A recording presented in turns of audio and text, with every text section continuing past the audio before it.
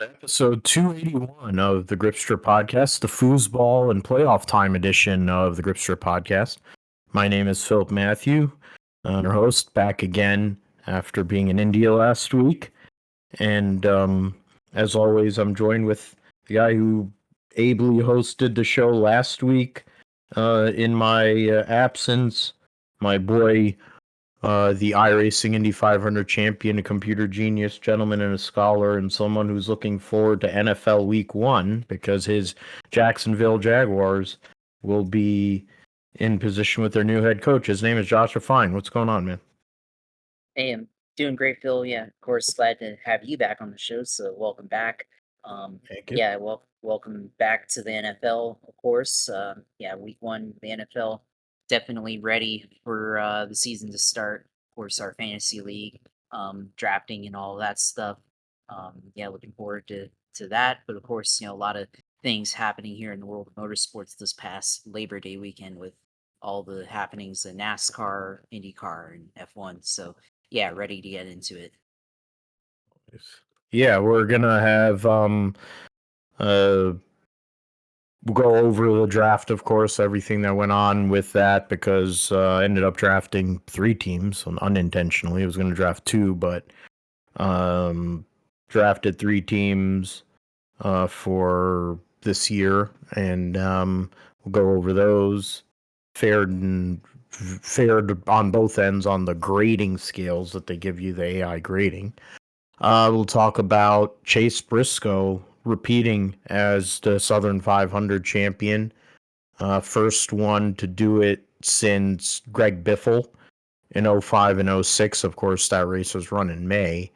The last person to actually repeat the Southern 500 in September is Jeffy, who did it 4 years in a row from 1995 through 98. So pretty heady company there for Briscoe. Locks himself into the round of 12, led 309 laps. Getting all that, the truck race, Corey Heim continuing what he's been doing all year in the Xfinity race at Portland.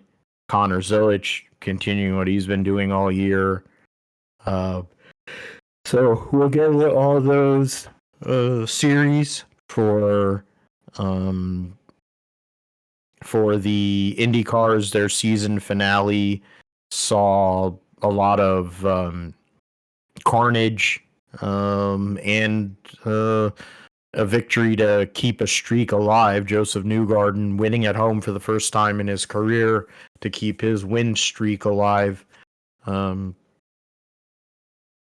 After his teammates had issues in the race and other people, including Pat O'Ward, who had qualified on pole and was leading.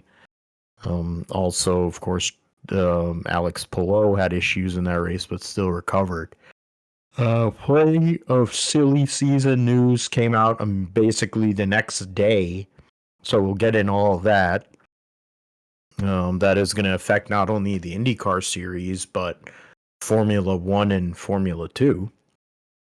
Speaking of Formula 1, Oscar Piastri led from pole and got the Grand Slam, but was only going to gain 7 points until Lando Norris had a power unit issue, and because of that, now Oscar Piastri has a 34-point lead going into the Italian Grand Prix.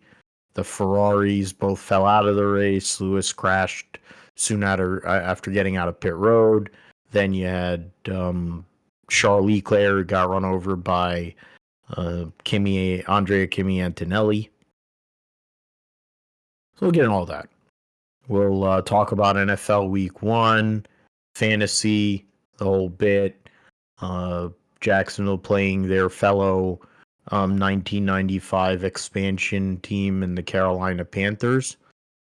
The 49ers will be playing the Seattle Seahawks Week 1, and they're bookending the season with the Seahawks. Both. So See how that all works out. The roundup, somewhat busy. The U.S. Nationals last week, earlier this week, I mean. Indy next was at Nashville. F1 Academy at Zandvoort. Big moments there. And then we're going to have this coming weekend, WEC will be at Coda. And Moto 2 at Catalunya. I think Marquez could win the championship this weekend or next race, one of these next couple of races in MotoGP.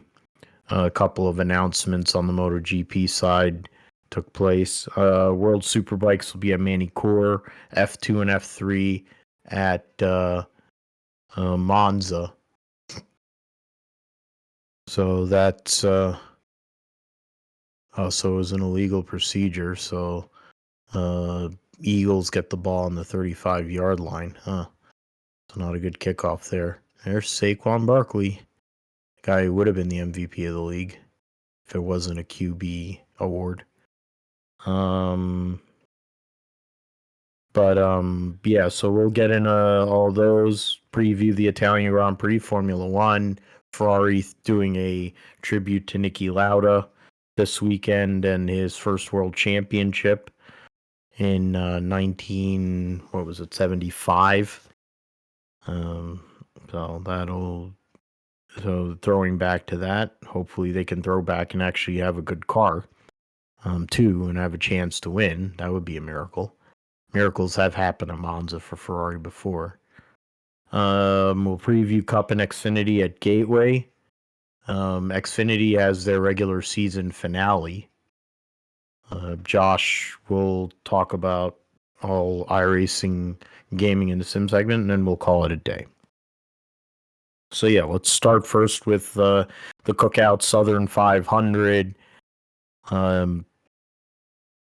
For me, coming back from a 15-hour flight and long day of jet lag, settling in to watch the Southern 500. I had a good feeling about the race. I figured Denny was gonna do work, because he's done so well there and he's won so many times. But I kind of had a feeling that the 19 car might have something. He wanted to be the first person ever to win the pole for all 4 Crown Jewel races in the same year, but fell short of that. But he may have not won the pole, but he destroyed the whole entire field on Sunday in the race. It was nearly 4-hour race, only 7 cautions, 5 for cause. There was a big wreck at the start of the race that affected a bunch of, or at least 2 playoff guys there. Then you had a couple of spins, couple of smaller incidents with Cody Ware and Kraus car, but other than that, then there was a couple of 2-car incidents. There wasn't a whole lot there, but Chase Briscoe ended up winning his 4th career race, 2nd win of 2025, locks himself into the round of 12. He led 309 laps, of 309 races, 367 laps. Nobody led more than 15 after that behind him, and that was John Hunter Nemechek, actually. He had Bubba Wallace led 10, Hamlin led 12. The results go through the top 10 and then go through some of these playoff guys. Chase Briscoe, the winner, had a perfect race except for getting the fastest lap point.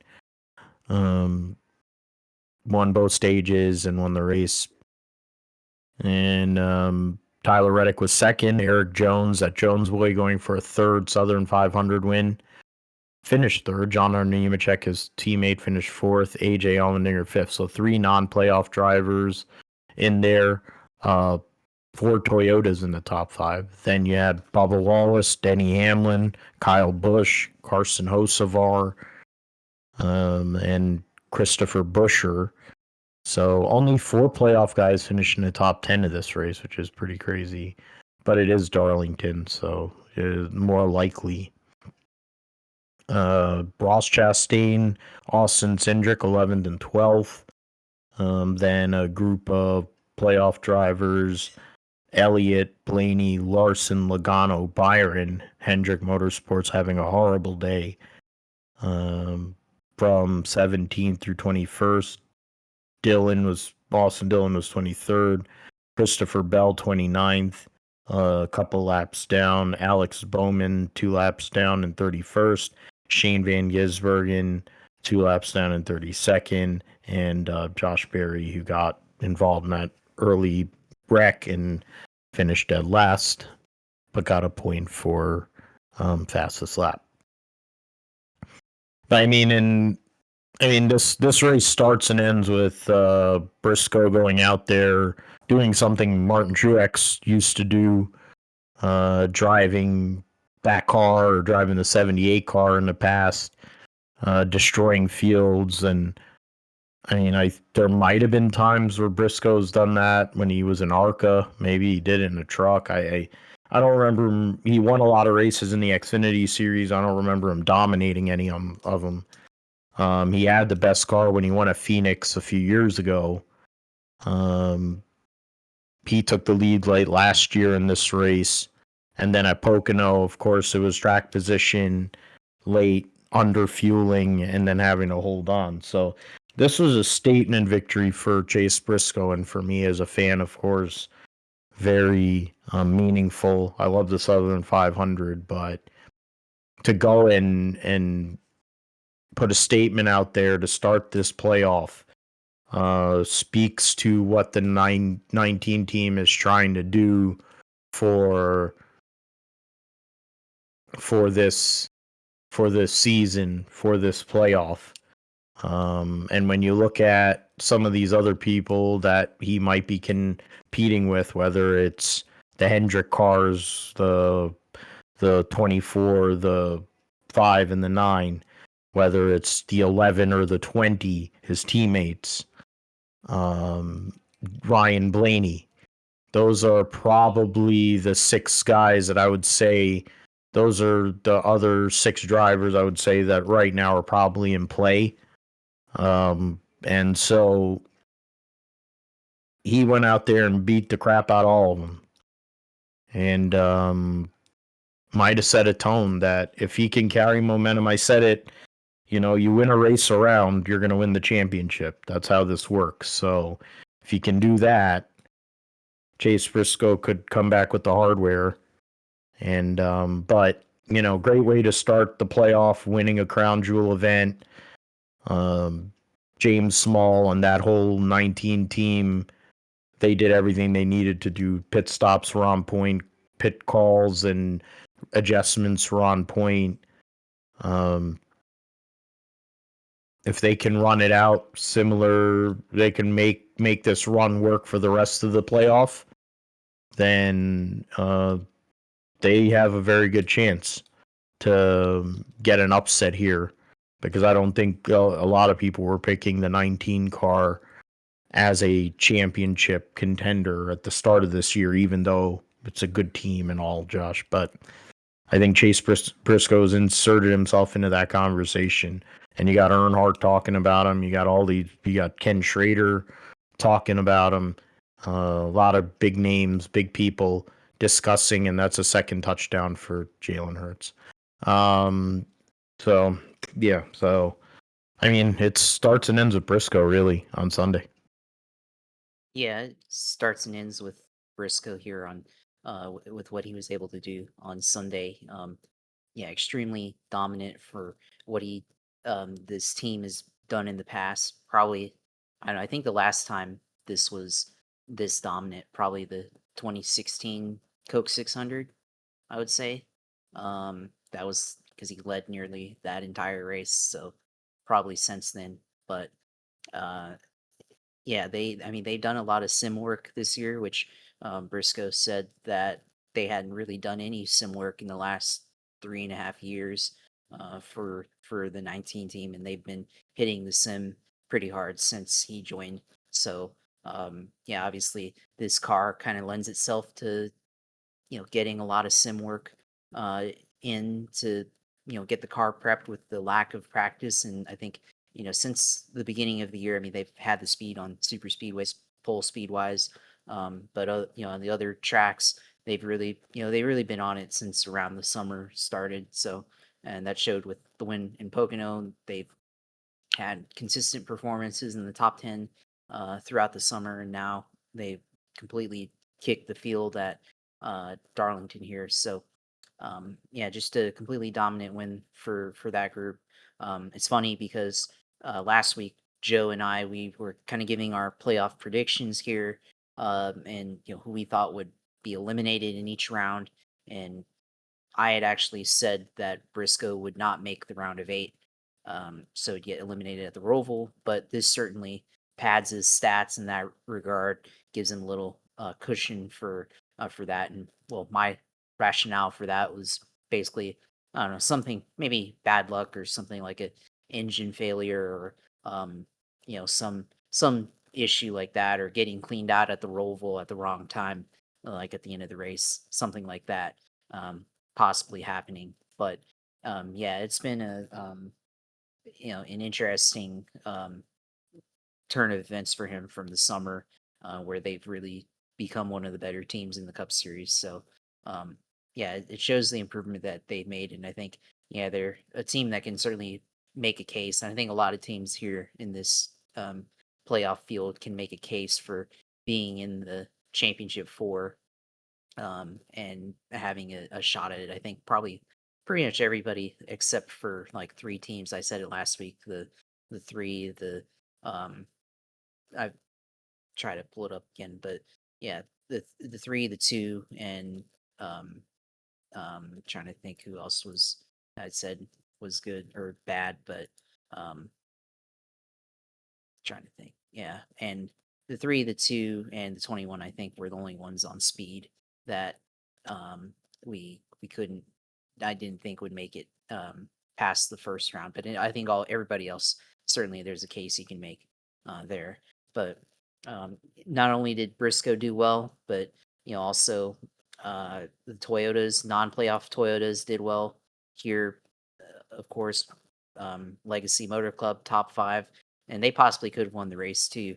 Tyler Reddick, who hasn't won a race all year, Tyler Reddick winning or not winning, but finishing second here, had opportunities throughout the final stint, but just wasn't able to close. Tried to make a run for it a couple times there in the final laps there, and then the last corner, turn 3 and 4, tried to make an opportunity there, but just couldn't slide up in front of Briscoe at the right time there to win the race. So yeah, Toyota um, had good performers throughout that race.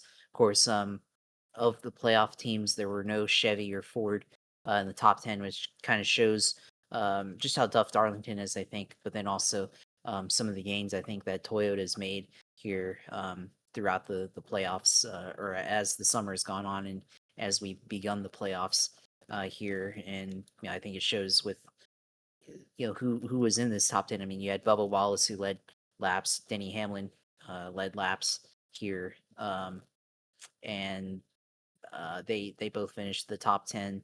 Uh, and then the rest of it was non-playoff drivers. Uh, Kyle Busch top 10, Hocevar, ran into people again throughout the race, but recovered top 10. Allmendinger top 5. Uh, Busher top 10. Ross Chastain would have had an opportunity to finish in the top 10, but they started to run out of gas towards the end of the race, and he had to drop back to be able to finish the race there. So that was critical for him to be able to finish. That could provide, be critical as the race goes on, or as the playoffs go on. And if he's faced with possible elimination or being able to make it past a certain round, they may look back at this moment as one that was critical in his championship chase here. Hendrick out to lunch here. Elliott led a handful of laps during the race. Larson led 2 laps, but both of them, Larson was in the top 5, top 10 for a good majority of this race. But then there was one restart where he ran in the back, trying to give Allmendinger a push, and I think it damaged the nose on his car and um, changed the balance of his race car, and he ended up finishing in 19th. Still, still good to make it through the playoffs, the first round, but um, for where he was running in this race, definitely poor finish there. Elliott had a strategy that just didn't work. Um, Bowman, didn't have a great race at all, and then William Byron just didn't have the handling on it whatsoever, and just never had anything to show for it. So yeah, a lot of guys throughout the playoff field that just didn't perform. Josh Berry, of course, like you said, first lap crash. Um, they come out, get the fastest lap on points, so that could be critical as well. But they're already behind, having a last place finish here in the first round. So that puts them behind by quite a bit here. Um, and they basically gonna have to win to make it into the next round, more than likely. Shane Van Gisbergen came into this with a 16-point lead over Josh Berry going into this race for the cut line, but he finishes in 30th. Or 32nd, and he goes from having a 16-point lead on that cut line to now having only a 3-point lead on that cut line. So really on very thin ice here. We talked about, and I think a lot of people talked about the possibility of Van Gisbergen making it to the second round and assuming that he'll win the Roval. That would put him into the round of 8. Could all come undone right here in this first round with little room now going into Gateway, a track that he's never been to before, track that a lot of the Fords, Penske has been really good at. So really, really on shaky ground there for him. For people who wanted to see him make it into the round of 12 to get to the Roval there. So yeah, really unfortunate deal there for him in this race. So um, yeah, there is a lot of uh, things that happened in this race. Strategy wise, of course, the last caution with the 44, I think that really changed the race in terms of strategy. I think that was kind of what changed the 9 car strategy that put them behind. I think the 45. Maybe they would, because I think the 45 before that caution was starting to catch the 19, and that kind of reset the field there and um, changed the outcome of that race there. Of course, the 44 Derek Kraus stalling on track, and nobody knew who that guy even was. Completely forgot about him even being in this race. But he goes out and runs, back in the field most of it. But then they have a problem, and they have an issue there. So that kind of changes the direction of that entire race there. So um, yeah, it was definitely fairly otherwise, other than that first lap incident and that one incident at the end. I mean, there was things that happened throughout the race, but for the most part, I mean, it's fairly uneventful Southern 500.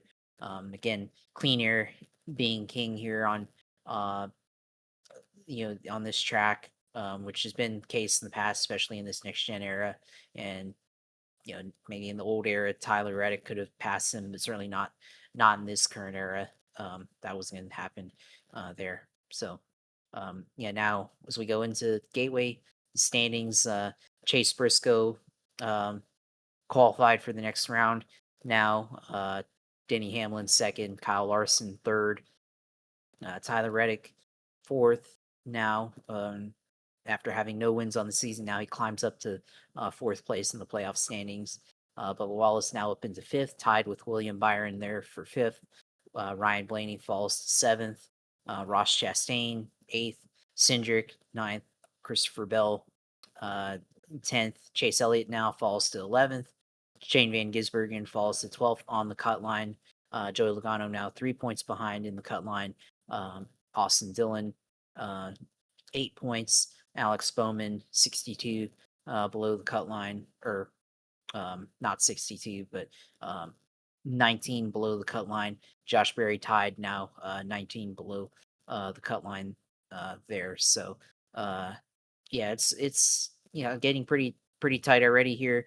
And then, like I said, Van Gisbergen, Van Ice, Logano on the outside, but he's going to a track that uh, his organization has good pace at, so he won't really have too much to worry about there in terms of being off pace or anything like that as we go into Gateway here um, and everything. So Phil's away here right now, so we'll go uh, into some other news updates.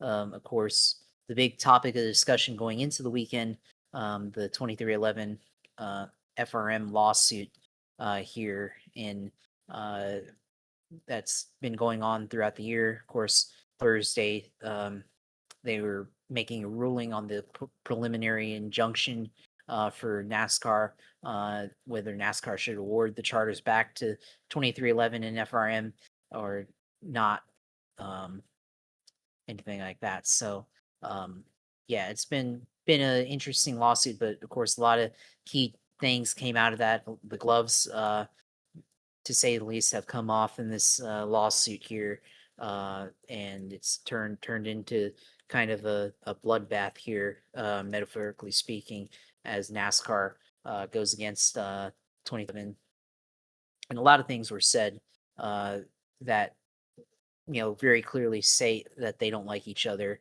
Um, with uh, both parties just not really in a good state here. And quote the quote here from uh, Danny Hamlin: he despises the France family very deeply, um, and the NASCAR, they were having a discussion of the charter discussion, and Lisa France thought they made good progress. Um, Steve Phelps said that was insanity. Um, and then Steve O'Donnell, a lot of people talked about this quote, saying that whatever deal that they were trying to come up with would set the teams back to 1996 when it was a tiny southern redneck sport. And that would be bad for the teams, but he said it in a way that pissed off a lot of fans there. And then, of course, Michael Jordan referred to Joe Gibbs racing as a bunch of fuckers and called the rest of the owners a bunch of pussies there. So, um, not surprising to hear from the GOAT himself there. And then Steve Lauletta from 2311 said that basically they're going to have to wait until Jim France passes away for them to have any progress in this. So a lot of things happened in this court case from Thursday, and even the judges themselves were having their own sparring affair, bringing each other, bringing up, oh, you lost in this case, oh, you lost in this case earlier this year. So it was entertaining, certainly for the judge himself, but then he gave him a stern warning that this probably wouldn't go well with a Charlotte jury, which I still don't understand what that means. Is that, to me, that sounds like the jury's going to be made up of a bunch of good old boys or something like that, and they won't really take some intellectual or um, you know, friendly jabs between two New York lawyers, um, that they wouldn't take to that kindly, I guess, or something like that. But um, that was also one of the things there. And then I think the other thing was essentially the judge urging them to find a way to settle. But after everything has been said, I don't think that they're going to be able to settle. There's just no way, unless like they find something last minute on November 30th, like the night before, and then like you have to settle here, and it comes to that kind of situation. But it seems like at the very least that the trial is going to go through, and we're going to see either the end of 2311 here in NASCAR, potentially, definitely our FRM for sure.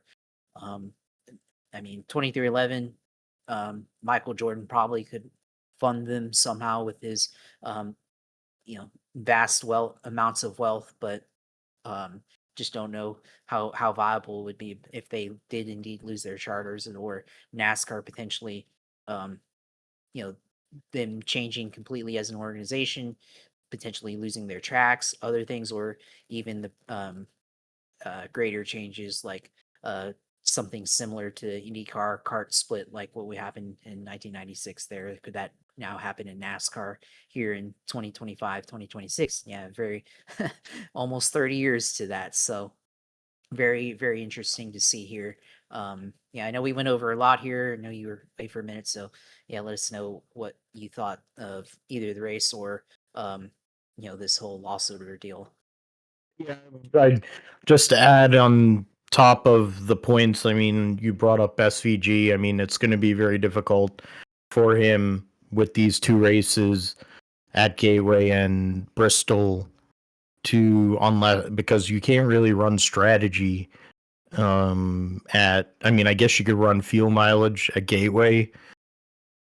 There might be a way for him, but you brought up the Penske cars being fast there.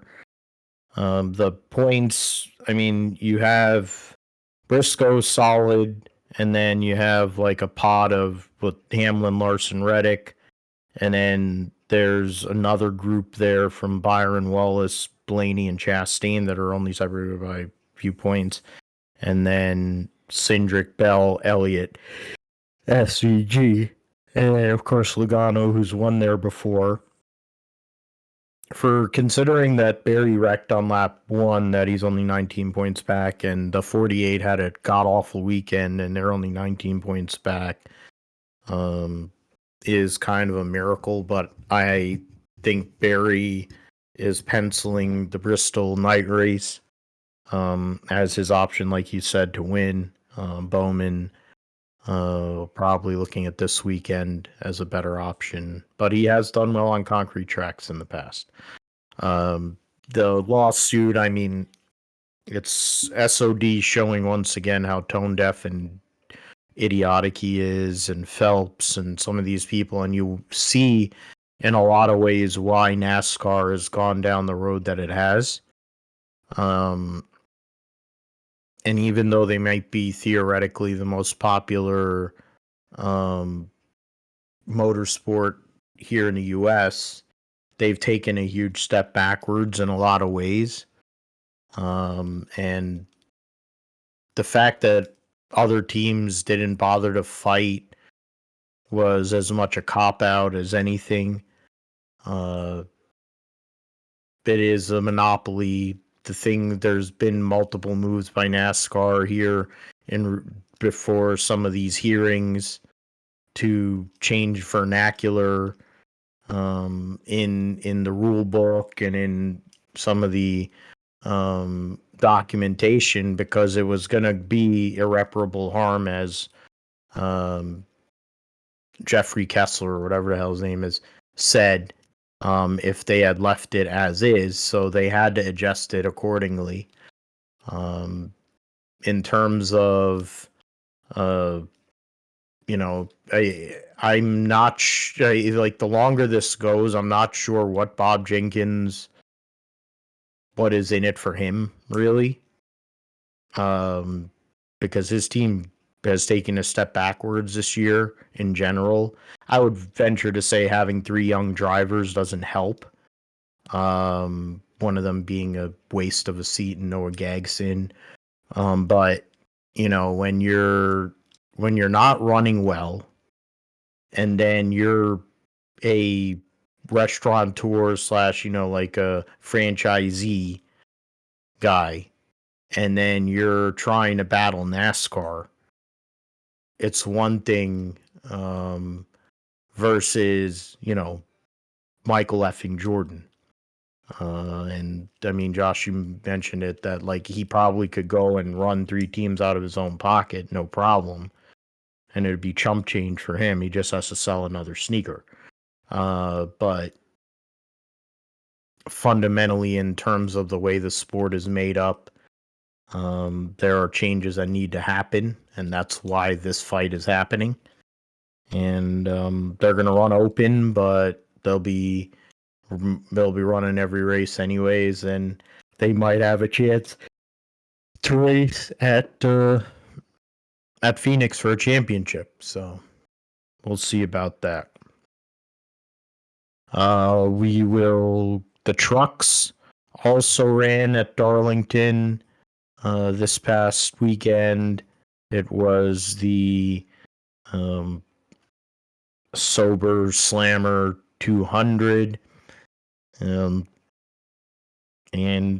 Corey Heim led the second most laps, won stage one, and won the race. His 19th win, his eighth, I think it's eighth win of the season. I have to go back and check results. Yeah, because he won Daytona.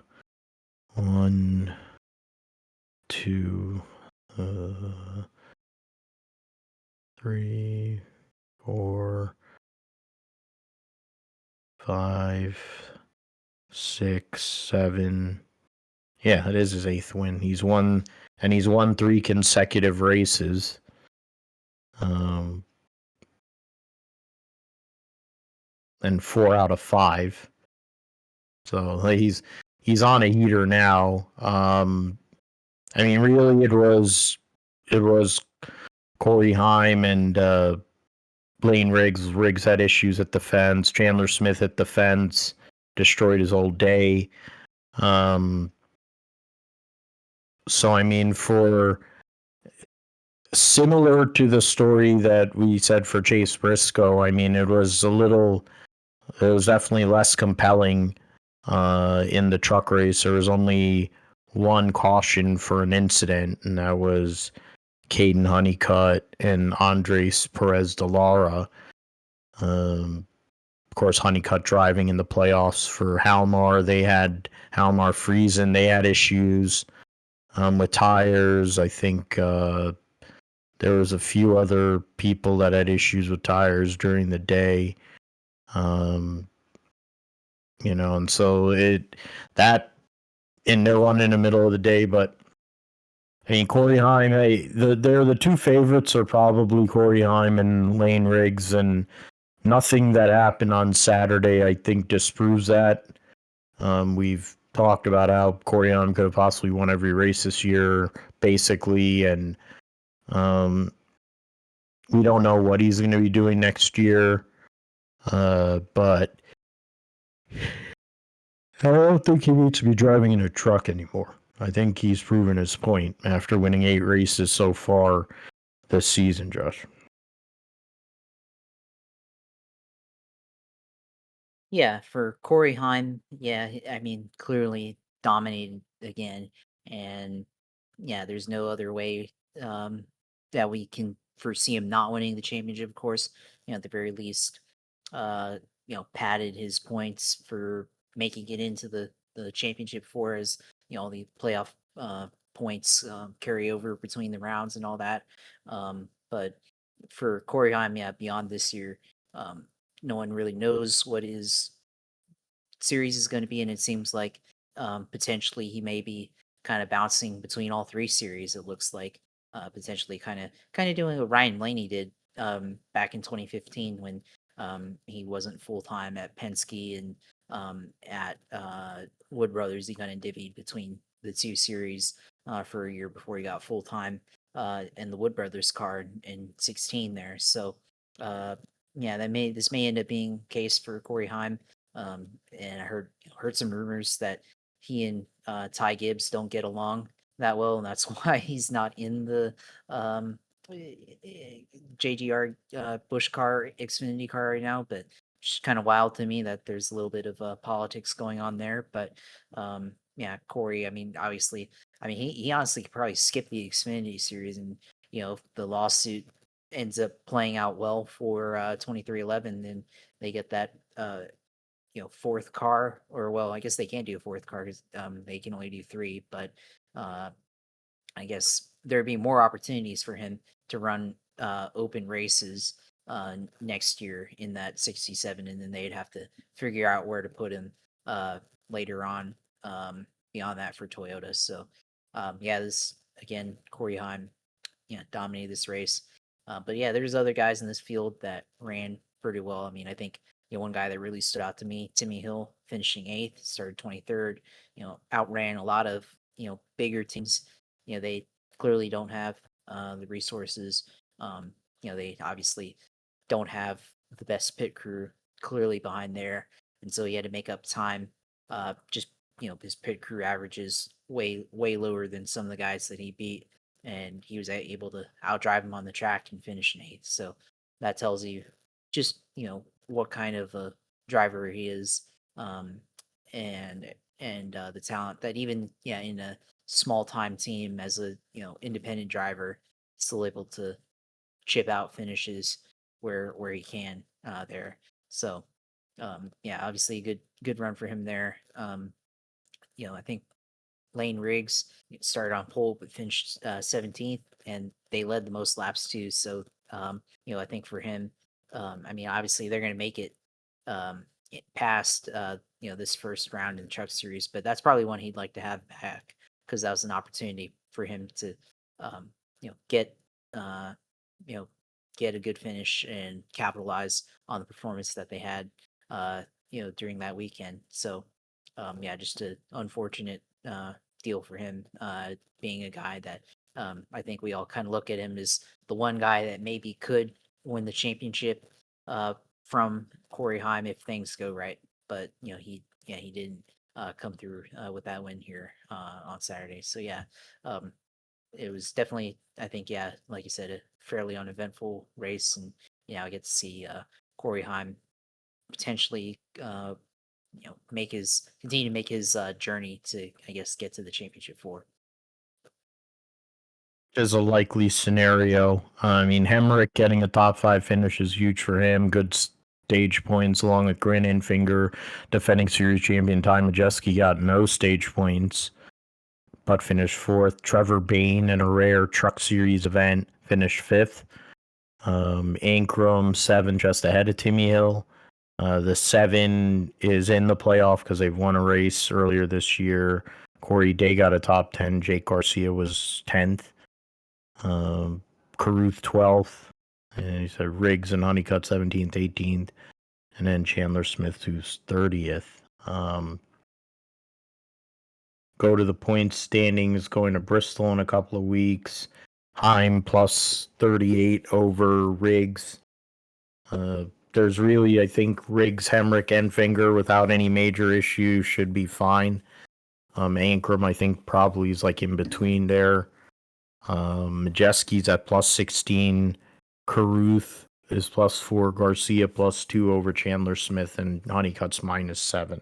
So there's really 4 drivers right there. You could kind of extend it a little bit out to Ankrum and Majeski maybe, but Majeski's won at Bristol before. So and New Hampshire is a track that I would think would be good for him as well. So the opportunities for the defending series champion. Xfinity was at Portland International Raceway for the Pacific Office Automation 147, and that race was a Connor Zilisch benefit. He won both stages. He started on pole, won both stages, got run over on a late restart, and had to come back. Did come back, went and circumvented the chicane rules and played them to a T in terms of not really attempting to make turn 1 in the festival chicane, and was able to fade William Sawalch just on the green-white checkered and go on and win a clean and uneventful celebration for Connor Zilisch on Saturday evening. His 8th win of 2025 and 9th of his career. we'll go in. So yeah, Zilisch, William Sawalich was second, Nick Sanchez, Christian Eckes, and Hank Hill. Carson Kvapil was sixth, so 5 rookies in the top 6. Jeb Burton, Austin Green, Blaine Perkins. So great day for Jordan Anderson Racing. Jesse Love rounds out your top 10. Daniel Dye was 11th. Harrison Burton, who's on that cut line, sweat there. Justin Allgaier got run over. One of them late restarts. Sam Mayer, similar, on the next to last corner, got destroyed. Bruckshot Jones had stage points in both stages.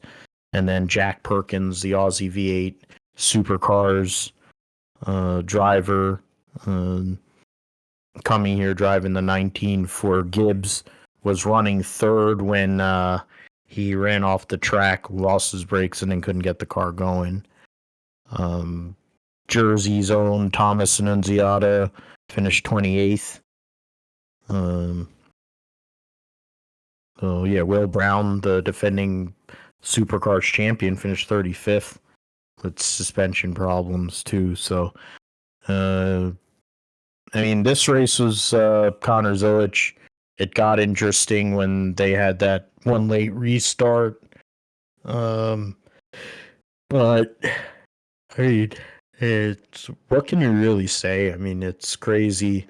I mean, I gotta say, it was like I watched a video of it on Sunday, and I can say I have 2 diecasts in front of my computer these days, and they're these two, and they're 2 of the 3 winners this week, so we'll keep them here.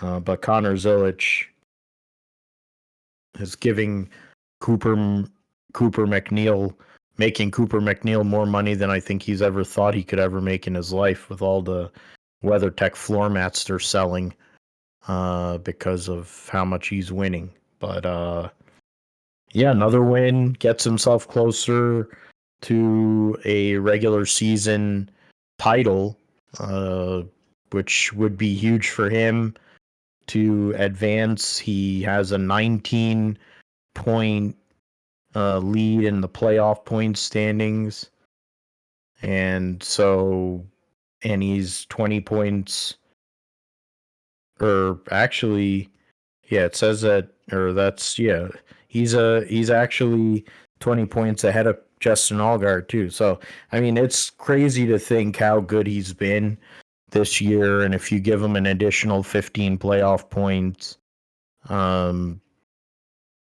how easy it might be in theory for Connor Zilisch to go and advance into the Final Four at Phoenix. Yeah, I think first of all, I think we got to say it's crazy that they already had shirts printed out for that win. Which I mean, that tells you how confident they are with the way that they won that one and the speed that he had already, and clearly, you know, not hindered really by that injury from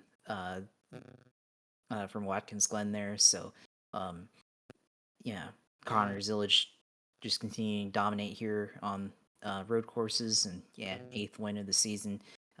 Not a surprise now, but I think it's crazy just the run that the 88 has been on since that back injury at Talladega. They basically finished top 5 since then, regardless of who is in that car. And now Connor Zilisch gets his 8th win on the season, and I think, yeah, clearly the front runner now for the title. Obviously, yeah, 21-point lead over Allgaier for the regular season, which I think now probably will make it and win the regular season championship. So add those extra points to his buffer here as he move forward in a few weeks into the Xfinity playoffs. So, yeah, it's pretty wild just the run that he's been on since that injury, and now the second injury, and seems to be unstoppable. And I've got it off camera. I have to go in the room and get it, but I've got the Connor Zilisch shirt that came out back at the beginning of the year, Apex Predator there. So yeah, I bought that at Daytona for $20 there, so pretty good deal. And they yeah, pretty sure they have to be making more shirts for him next year as he gets into that Trackhouse car there with the WeatherTech sponsorship. More than likely there between him and SVG. So yeah, I have to pick up one of those diecasts as well and everything. But yeah, it's also I think another thing to talk about because yeah, obviously nothing really other happened in this race. I mean, I think yeah, the thing we should talk about here is that ending there with the way the uh, first corner kind of came about there. Um, just Connor kind of had the presence of mind because obviously they had practiced it. If he wheel hopped in that corner, he was just going to cut left and try to take that maze as much as he was able to do. Which, yeah, obviously that worked in their favor. They go out and won the race there. So everybody else kind of got cleaned out there. You saw Sammy Smith get cleaned out in that, and he ended up finishing in 22nd. And maybe yeah, if Zilisch had taken the corner as is, maybe he also gets cleaned out, and we see somebody else win this race, and they don't get to pose with those T-shirts and all that. So, um, I mean, it's good on them for knowing the rules and everything, but I think at the same time, there's got to be I guess everybody's saying that there's got to be a bigger penalty there, and I guess I agree, but then I'd like to see like I'd have to go back and look at it. But what was the penalty? When IndyCar ran here, and people, if anybody missed the corner, what was the penalty there and everything, and the enforcement of all of that. But I certainly, I think if it's faster to run through there than run the actual corner, then you have to make that harder, certainly, or even require a stop and go like they do for the bus stop at Watkins Glen there with how that plays out. So that's definitely something to consider here. Well, they're not running at Portland anymore, anyways. But in future, if they ever were to return to Portland, certainly that'd be a thing to look at and everything. And I heard uh, on Danny's podcast, he was talking about Ty Gibbs had said that was also the fast way around too. So through that corner to intentionally miss the corner and drive around the maze, that's faster than going through actual turn one at Portland. So yeah, I mean it's definitely something we'll have to look at. I mean, think there's also we got the Roval coming up, and there's going to be opportunities there for judgment calls like that to be made. Certainly, so we'll see how they do how they do that there next in a couple weeks here as we get to the Roval in 4 or 5 weeks from now. So yeah, I think otherwise, yeah, Zilisch certainly when he gets to that, they'll definitely be healed up fully. So um, we'll be under no pain once they go to the Roval. So we'll see what he's able to do there. But yeah, the Xfinity, and it's a shame that they're not going to be able to return to Portland as well. That's on NASCAR being unable to promote the track, so that's just on them being able to do that. But yeah, yeah, Connor. I mean, nice diecast there. Connor going out, getting his eighth win, continuing to show why he's really good as a race car driver. Yeah, I just ordered his race win diecast, the 64 and the 24, because I mean, I don't know how they probably won't do it justice in terms of the damage on the right rear corner, but it's similar kind of like to what Briscoe when he hit the fence last year at Darlington. They kind of, I mean, it's typical, Lionel, but uh, they haven't been putting out uh, diecast, even though he's been winning every week, basically. So found that as an opportunity to pre-order it on CircleBDiecast.com. Utilize the code GSP28 for $5 off your shipping. Shameless plug there. But we will move to, yeah, I talked about the points, so just yeah, so right now Connor Zilisch, yeah, 43.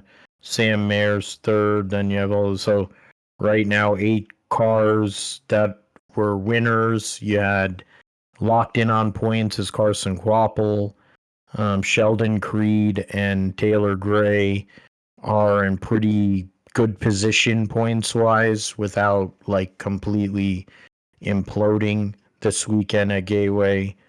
And then Harrison Burton will be battling his older cousin Jeb to try and make that final playoff spot there. Everybody behind Jeb Burton would need to win to get in. That includes, so that's Ryan Sieg. You got Eckes. No, that's really it. I don't see any. Maybe William Sawalch pulls something out of his butt, I guess, but that's really where it's at there. So, we'll move on to the Indy cars and what was a very interesting finale at Nashville, the Borchetta Bourbon Music City Grand Prix, and a race where you had what's it called? You had Pat O'Rourke trying to solidify his second place in points with a win. He ended up leading the most laps in the race, but ended up in the garage. So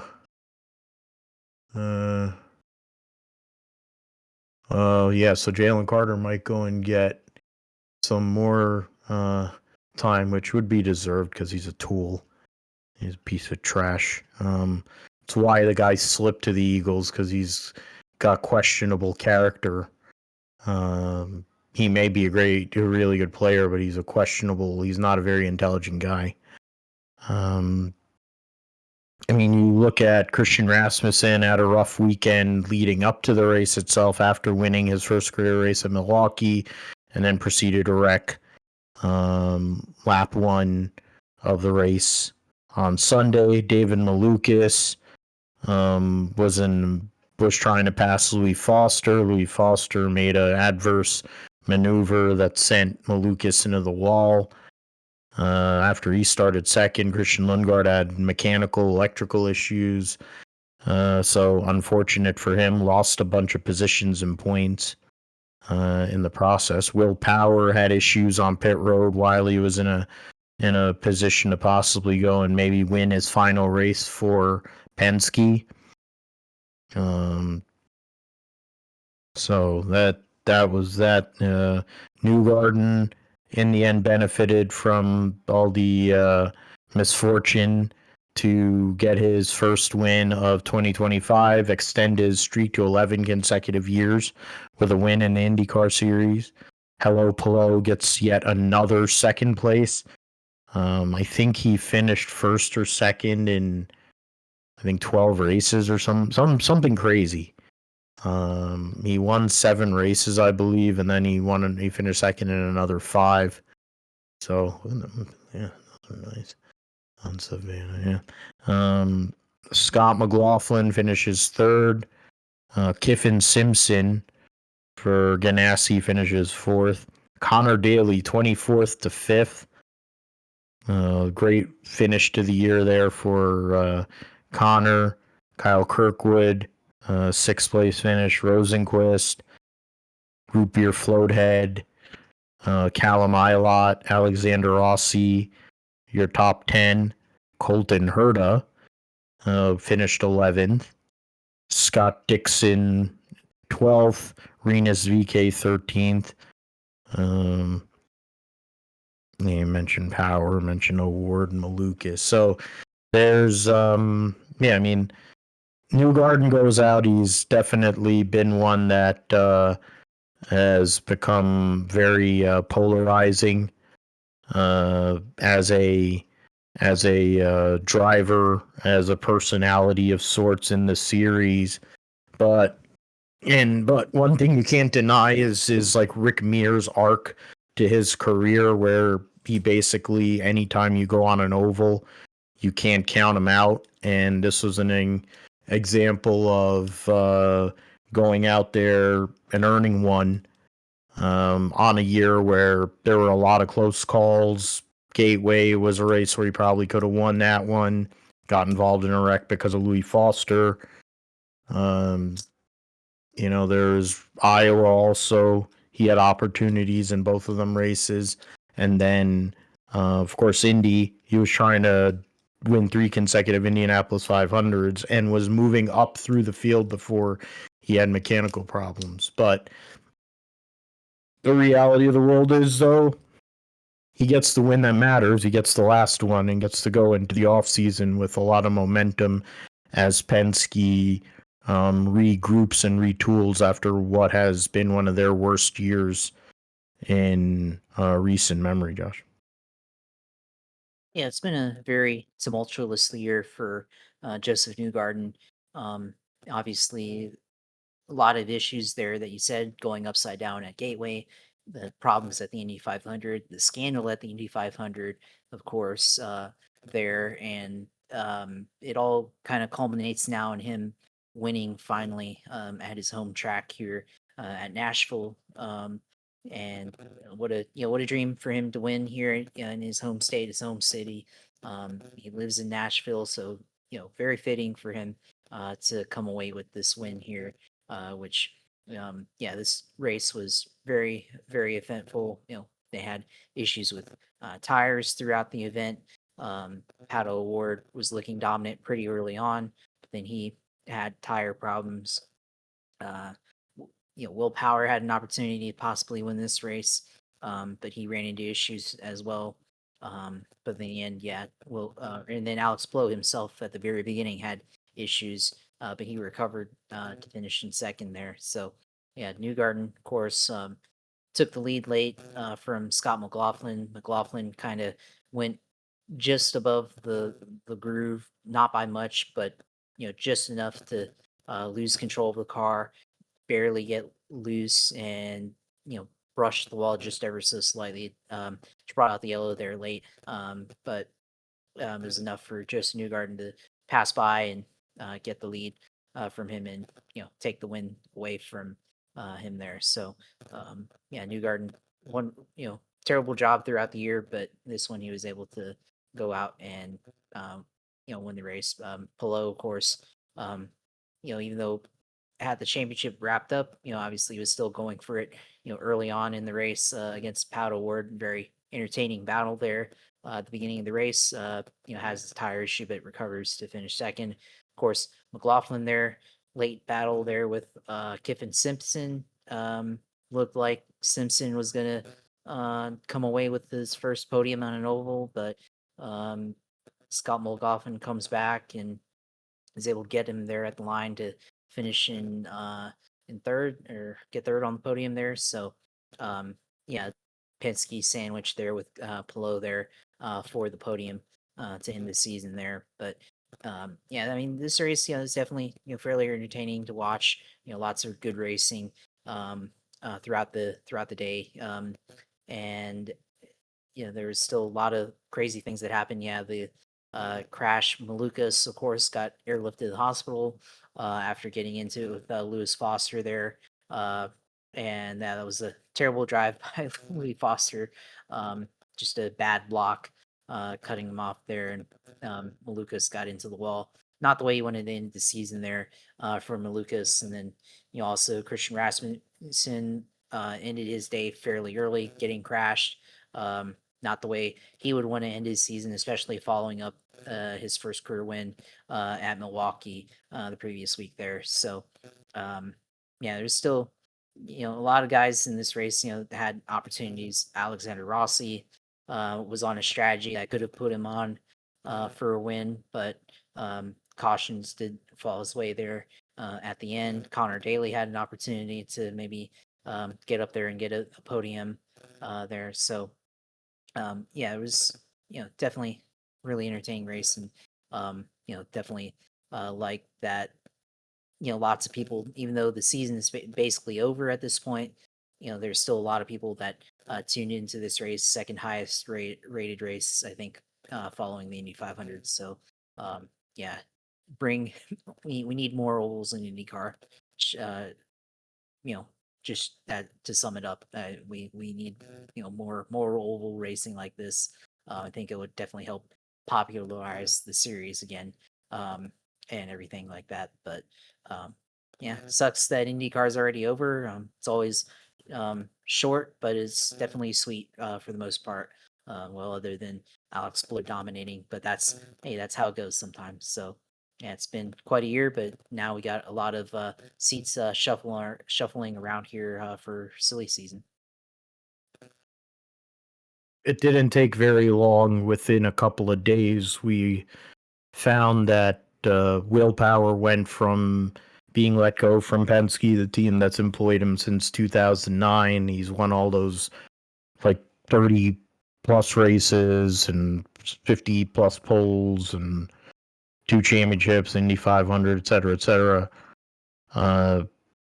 And he wasn't unemployed for very long because the next bombshell was Colton Herta um, being announced as a test and reserve driver for Cadillac, F1 and Andretti, TWG, blah, blah, blah, blah, blah, Ferrari.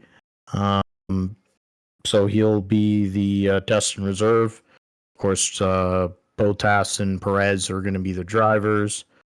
I thought Jack Crawford might have been in play.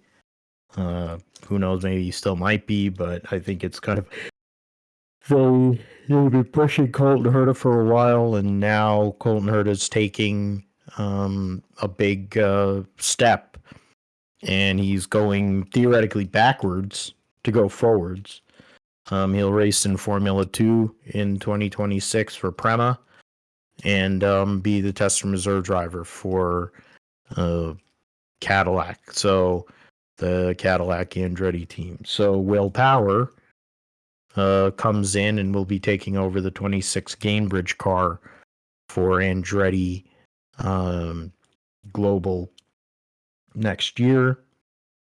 The Penske 12 car, for all intents and purposes, is going to be David Malukas, coming from the Foyt team, which he's been showing great pace at the ovals, which has been this case for his whole career, really, in IndyCar, and then shown some progress on road courses too this year.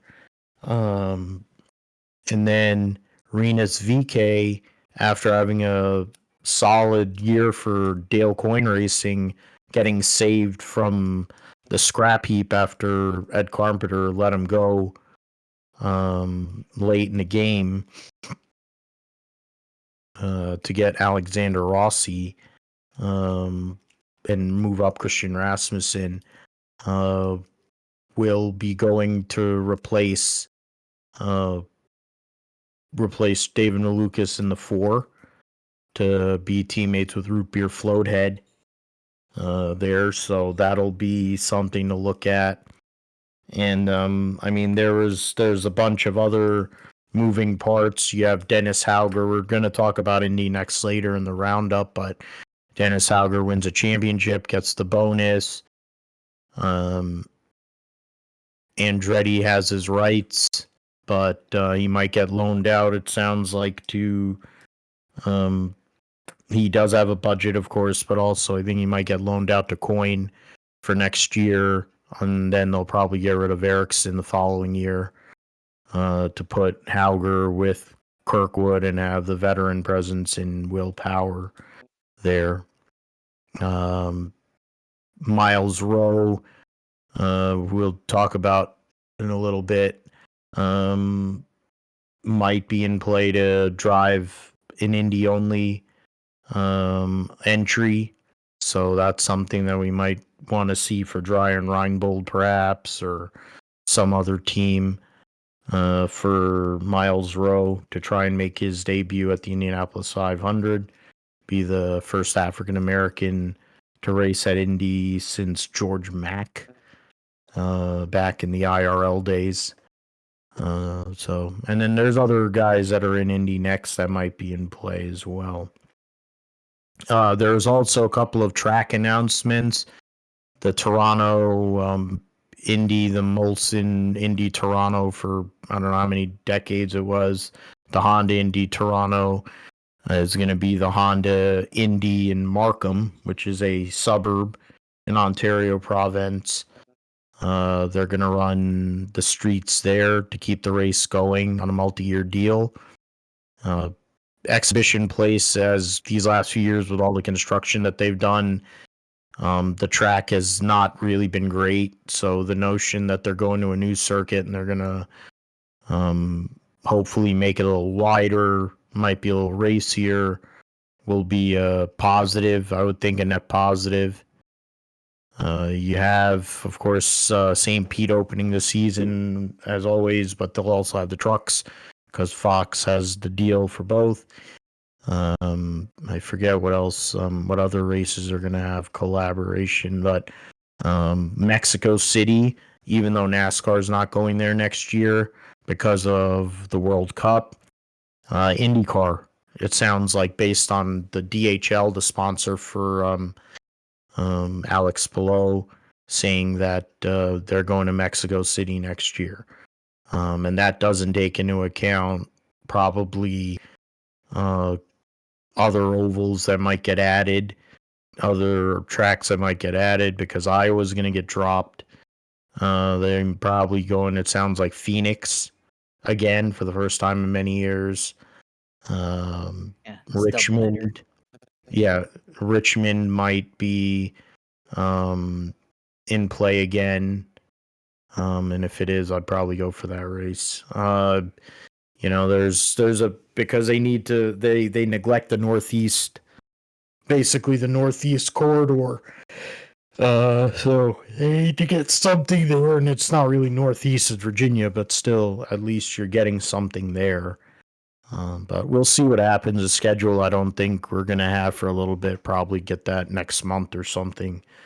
But a lot of silly season. There's Robert Schwartzman might be going back to Europe to run sports cars, so that might open up one of the Prema rides after he won the pole for the Indianapolis 500. So there's different things like a 58. Oh man, he made it too. Oh man, 58-yard field goal. Oh, I lost that one. They had the Toyota whatever pick'em thing, and they said which one is gonna happen first in the second half, a 55+ yard field goal or a tush push touchdown. Well, 55+ yard field goal because it's Jake Elliott. So there you go, Philadelphia up 24-20. So that's all the IndyCar. We'll get into more updates and news as we go along. The big news, of course, Power moving over to Andretti and Colton Herta moving over to F1, or at least hoping to move to F1. Get enough super license points. They're running F2 next year. Going to be a lot of scrutiny on him next year for sure. And speaking of scrutiny on someone, Oscar Piastri definitely has the view of everybody by being the world championship points leader and going out there and being able to dominate the Dutch Grand Prix, getting the Grand Slam in this race, and at least initially looked like it was only going to be a 7-point gain over Lando Norris, but then Lando Norris had a power unit issue, which basically which ended his day, and he lost a whole lot of points in the process. Piastri the win. I believe it's his 8th win of the season. Seems like 8s are wild. So yeah, Netherlands, you have Italy, then you have Azerbaijan in between those. Yeah. So yeah, Piastri 1, 2, 3, 4, 5, 6. Oh no, it's his 7th win of the year. So 7th win for Piastri at Zandvoort. Fish Lips gets second, continuing his trend of finishing first or second on every Dutch Grand Prix. And then Isaac Hadjar gets his first podium of his career, and a great weekend in general for him and the Toro Rosso team. George Russell 4th, Alex Albon 5th, Ollie Bierman 6th, Stroll, Alonso 7th and 8th, Sonoda and Ocon round out your points finishers. Andrea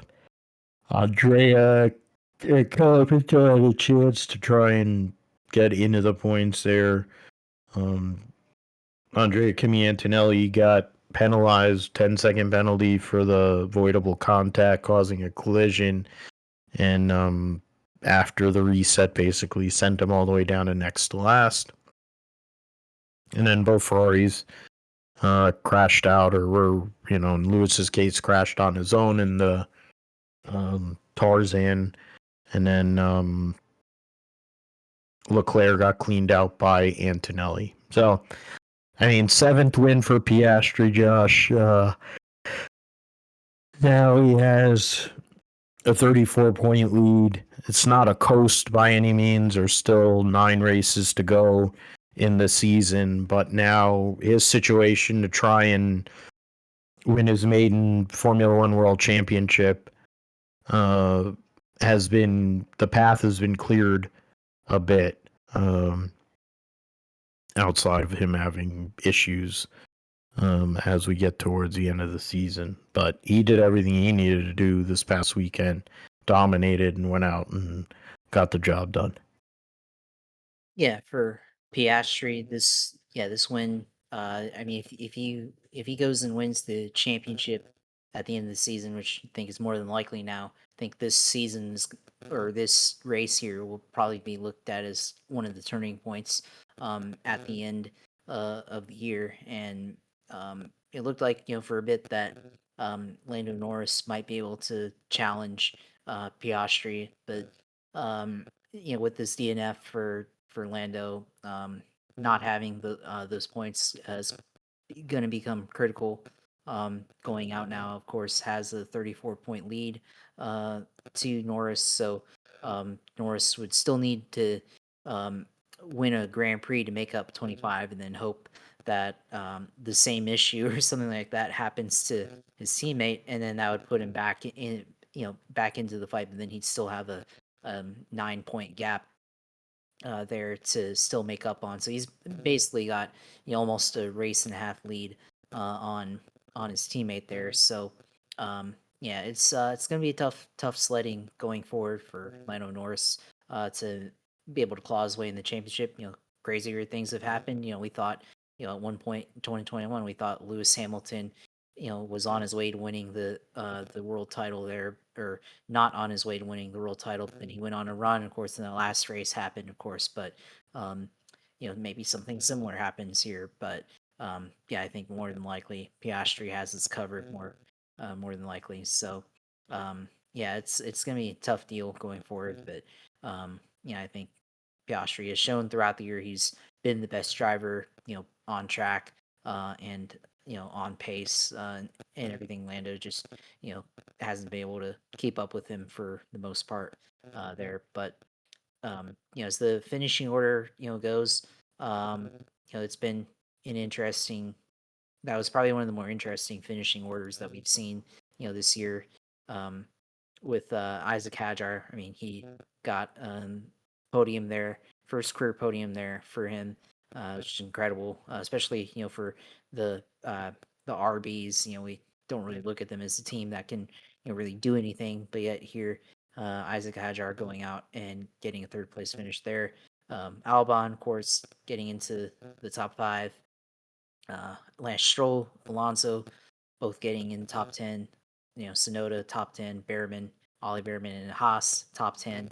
So incredible drives for all those guys. But then at the same time, looking back on it, for people that didn't finish the race, of course, um, Leclerc, Lewis Hamilton, both had DNFs. Leclerc taking out in a crash there by Kimi Antonelli, opened that opportunity up for a lot of drivers to finish in the top 10 there. So it was definitely one of the more, in terms of finishing orders, definitely one of the more random Grand Prix that we've seen where drivers who we don't normally see finish the top 10 get points, have their day on the season. So this was definitely one of the more interesting ones this year. But at the end of the day, what's not really that interesting is Oscar Piastri, potentially going out and getting what's probably clearing his path towards the championship.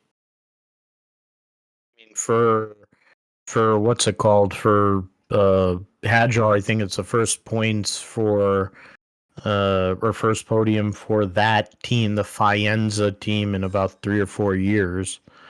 Of course, his first podium. Then you have like the 8th win or 7th win for Oscar Piastri, trying to become the first Australian world champion since Alan Jones in 1980. Yeah, 1980. Yeah, it was 80. Because I think KK Rosberg was 82. 80. Oh boy, he is slow. Oh, he almost broke it anyway.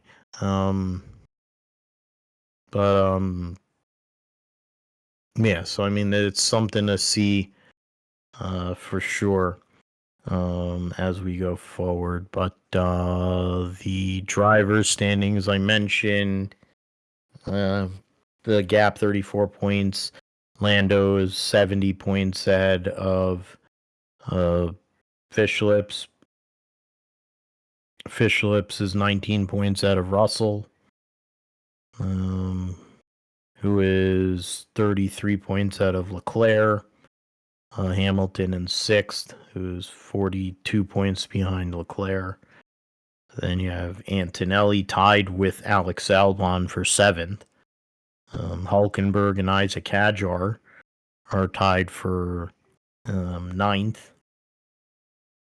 And then, so it's a close battle between Hulkenberg, Hadjar, Stroll, Alonso, Ocon, only 9 points separating those 4 drivers.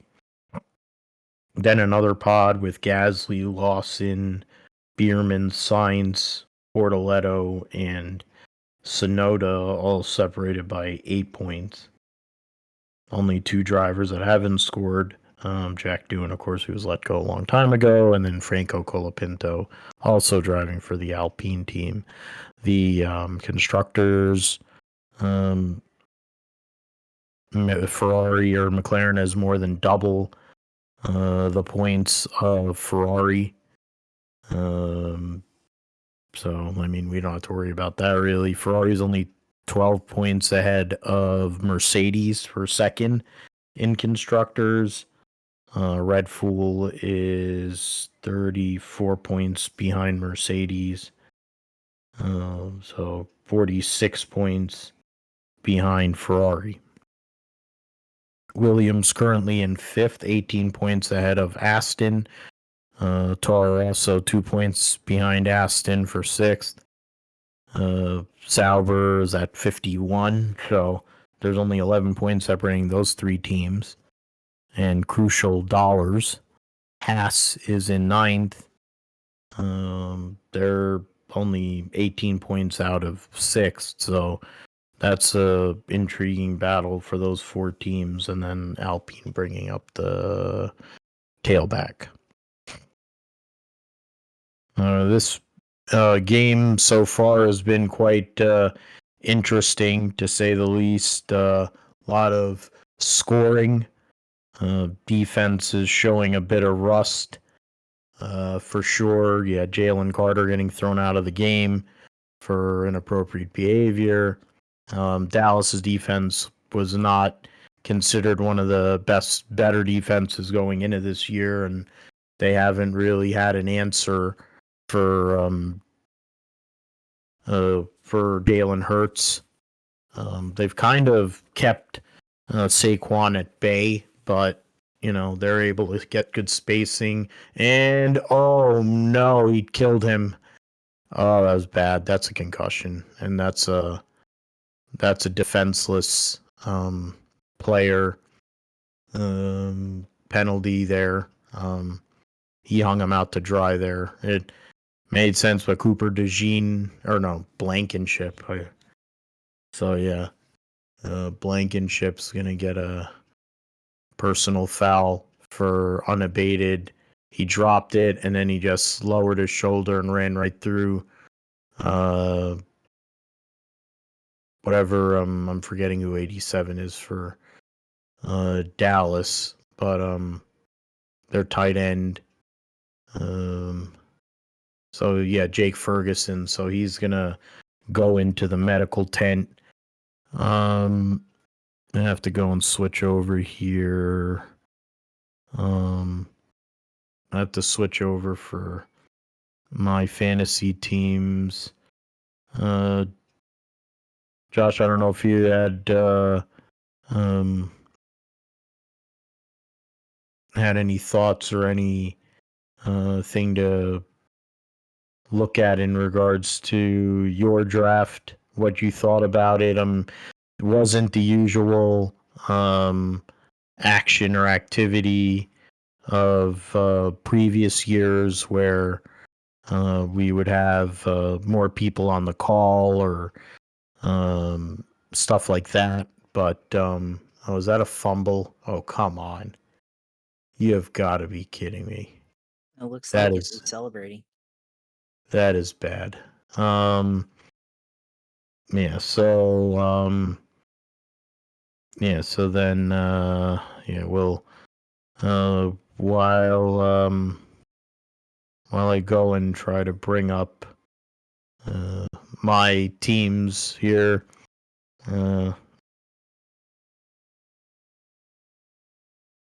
Yeah, I can go in and talk about mine. Yeah. But yeah, for me, I mean, start out with Saquon Barkley. I mean, yeah, I probably should have taken quarterbacks, I guess, because quarterbacks went all in the top five. There probably should have picked Jaden Daniels, but I was just with I guess the slot positioning, I was like, I really valued having a running back there. So I mean, it was me. It took Saquon there, obviously. I mean, yeah, maybe it's a big risk, but I mean, he's also been the best running back in the NFL the last year. So, to me, that was an easy, not easy, but it was the decision that I felt like I needed to make there. So yeah, I took him there in the first round. Second round, of course, um, took Malik Neighbors in the second round as a wide receiver, and um, then the third round. Um, took Jonathan Taylor there. So two good running backs there. Dominant number one wide receiver on a struggling team, New York. So Malik Neighbors, he's definitely gonna get a lot of passes thrown his way. Fourth round was a total disaster for me because Vic had the presence of mind to take Travis Hunter before me. I guess he was forthright in knowing that I wanted Travis Hunter. He probably looked back at our text chain and remember that I said not so fast there. Or whatever, and it reflects in his team because his team name is the Excellence of Super Flexecution there, and obviously yes, because uh, Yahoo, if you look at the rules, Yahoo 20, defensive back, he's playing both positions, so it's going to count for both. And I mean, I'm not complaining about it. I'm just saying those are the rules, and anybody else could have taken him, and I still would have been upset because that was the guy I wanted. But um, it's fine. It's fine. We'll go and win. We're projected to win 11-3 this year. He's projected to go 14-0. We'll see in the playoffs. There you go. So, yeah, so that's how it's going to go. But I mean, the rest of the draft, I had to pivot there because that was who I was planning on taking, and then literally before me, he's like, "Damn it, man!" So, Kyler Murray had to get him because he's I guess the last of like the tier of quarterbacks that can rush and um, pick up rushing yard points and rushing touchdown points. Yeah, I thought about going Justin Fields, but I just feel like he's too inconsistent as a passer to take him, um, in the draft, that high. So I went with someone more conventional, someone who's been on a good offense in Jared Goff there. So back to back there, Brees Hall. As the flex back there. So another guy, I definitely going to be on a run heavy offense there, especially. And then defense. Started sorting the defenses by tiers, and that's why I picked up Nick Cross safety. Picked up Zaire Franklin. That's probably the number one IDP player there, other than Travis Hunter. Then I actually drafted this guy named Jalon Walker, who Yahoo says is DL2 behind TJ Watt. So, which I don't know if that's accurate because I think they said he's a reserve rookie linebacker because he's a first round pick. But maybe we'll see how that works out. But I also in free agency picked up Nick Bosa, so got that there. Originally had drafted um, Juwan Jennings from the 49ers, but I didn't really mean to do that because I had, like I told you on there, I had Brian Robinson on cue, but just misclick there. Or, I had him on cue and I was trying to click draft, and I guess I didn't click on the button there, kind of a panic click there, and then it auto drafted Juwan Jennings there at the last second there. So, um, yeah, got him. Got uh Nick Cross, talked about him. Jacoby Myers on the Raiders. Got him as my other WR2. Picked up Brock Bowers. May have to think about using him as trade bait maybe. There. We'll see how he performs. Um Zay Flowers, give him his flowers. Debo, who has always been reliable for me on fantasy, though I think his role is beginning to change now on the 40 or on the now on the Commanders there. Tyler Algier and Brian Robinson picked him up late, knowing that potentially with the McCaffrey having his issues there, already having calf issues in practice, was limited this week. So that may be a steal given the fact. And I got him in my other league too. I'd shown you that on message, last week. But um, that may end up being the case where Brian Robinson sees a lot of action due to problems with Christian McCaffrey. So yeah, that's basically my whole team there. We'll see how it goes again.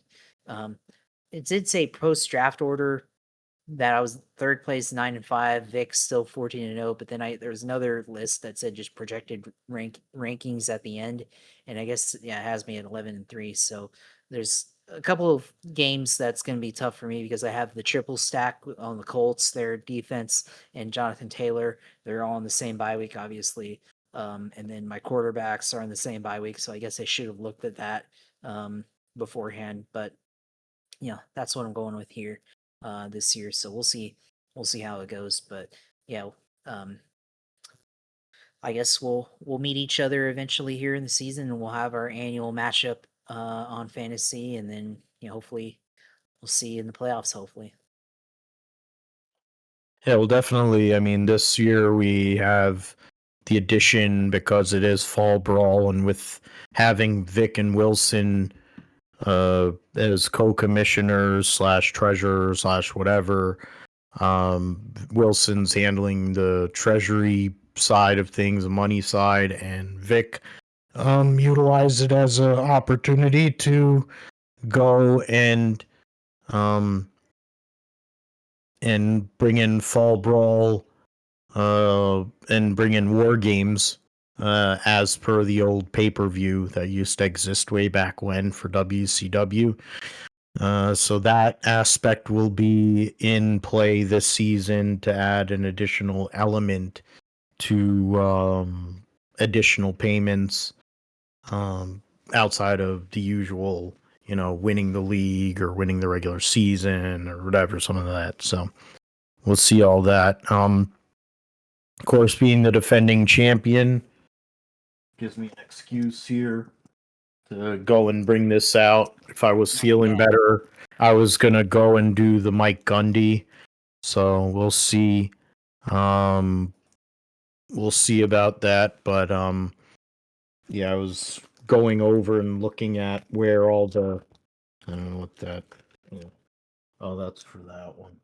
Yeah, so I was looking at where my tags were, and these are all the multi-time champions here. Of course, now my new placard having 2024, 4 players who have won multi-years, and then there's 3 additional players that have won this league once. Josh trying to add his name over to this side over here.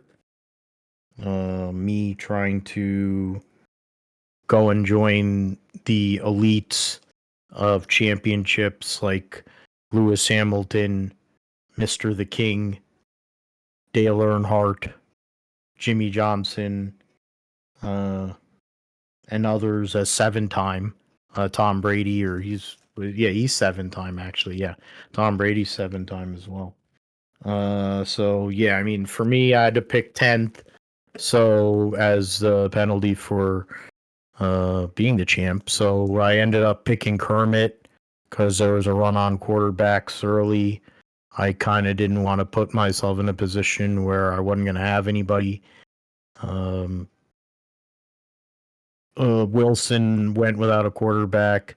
Joe didn't go quarterback, and Luke didn't go quarterback. So that was their plays. And then, right now, Thunderstorm. So they have a lightning delay at the Eagles Cowgirls game. So there's going to be at least probably half an hour, who knows how long. So we'll see what happens with that. I picked Derrick Henry on the flip side of that. It was a lot of mirroring between my teams here, 2 of my teams. Picked Lade McConkey after waiting all the way till number 30. Got Kieran Williams, Marvin Harrison, Tony Pollard. So basically solidified wide receiver, running back positions. Then at 70, picked J.J. McCarthy, hedging that being in the system in Minnesota, that he'll be able to break out there. Xavier Worthy for Kansas City is going to be the number 1 wide receiver for at least the first 6 weeks of the season. So he's going to get a lot of run.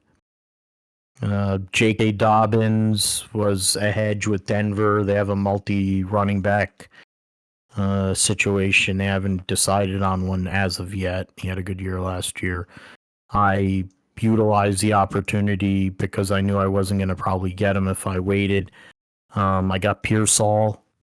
So 49ers situation at the moment. Yes, Jawan Jennings has come back. He will be playing on Sunday, but Pearsall's been involved in all the OTAs, has been in training camp, has been playing very well.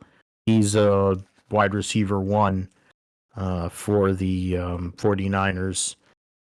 But I would venture to say George Kittle will be getting a lot of looks. And like Josh said with Brian Robinson, who is a really good runner, I think he's decent hands-wise. He's not as good with his hands as Austin Eckler or some of them other ones they had, but I think Pearsall's going to be running a lot more, in his usual areas, which was the slot areas, inside routes, possession receiver, and him and doing some crossers with him and GK. I think they're going to manipulate the middle of the field there. So I was using that as an opportunity.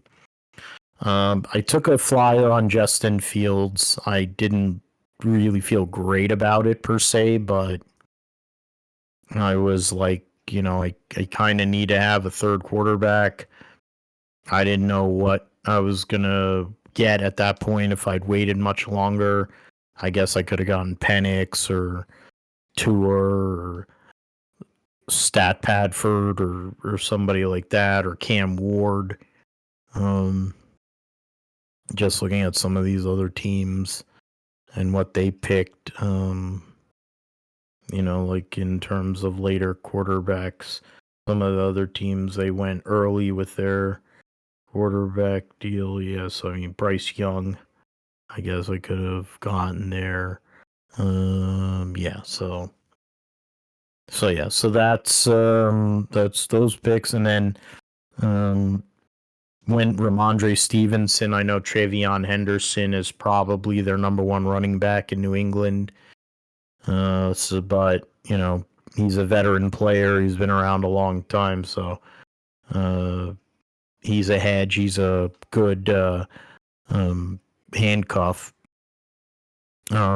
Bobby Spillane signed with New England after playing for the Raiders last year. I think he's going to have a great year with Vrabel and that defense.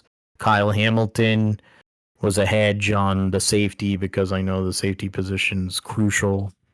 Keon Coleman, taking him. The wide receiver room for Buffalo is kind of all over the place. And then Jared Verse, who has multi-position availability, line and linebacker.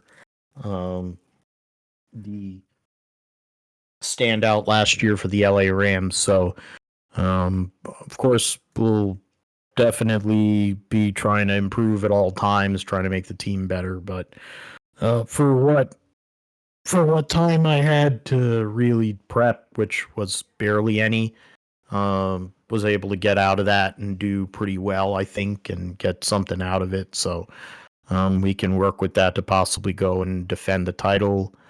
On the flips, and he gave me a decent grade. On the flip side, my other team, faithful to the Bay, they gave me a D- grade. AJ Brown has not got any points. Lovely. Yeah, I drafted Mayfield. I mean, this is just a standard league, so 2 wide receiver, 2 running back, tight end, kicker, team defense, 1 quarterback. I picked Mayfield and Herbert. I have AJ Brown, Marvin Harrison, Tetaroa McMillan, the Carolina wide receiver, and then huge drop off to Rashid Shaheed. Then in running back, I have Derrick Henry, Omarion Hampton, Dobbins, and Rashad White. And then like kicker Matt Gay from Washington, and then Baltimore's defense there. So we'll see what happens with that. And then somehow or another, while we were in the draft for Fall Brawl, I somehow or another signed up into a random head-to-head points automatic draft thing, and it didn't. And so I ended up in that league. So we'll talk about that more as we get closer to or after or next week. See how everything goes. And I mean, for the 49ers, we'll see divisional matchup week 1 against Seattle. Darnold played very well against them last year. But, this is a new year, a new situation for him. Niners have a lot of new pieces on defense, so see how they can respond with Bob Saleh back.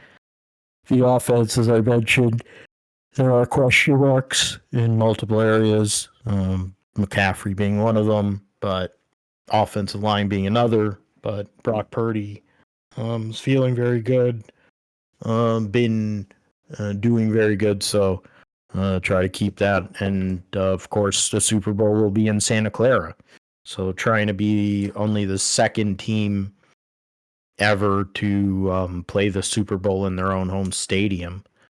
If that can somehow or another happen there. So we'll get into it more as we go along. All right, so yeah, GSP roundup. Let's get her going. The NHRA was at the U.S. Nationals. Tony Stewart somehow or another was able to get around the points leader Sean Langdon after he went out in the first round, and Doug Coletta, who has been running really well recently, to win the regular season title and the $150,000 bonus. He will start the countdown with a 16-point lead on Langdon, 31 on Coletta, 38 on Justin Ashley, who beat Tony Stewart in the final to win the big go. Brittany Force ran over 340 miles an hour again, 343 miles an hour, and right now fifth in points. Antron Brown, Milliken, Hart, Torrance, and Sean Reed. Of course, Sean Reed is not racing. He has Jordan Vandergrift driving for him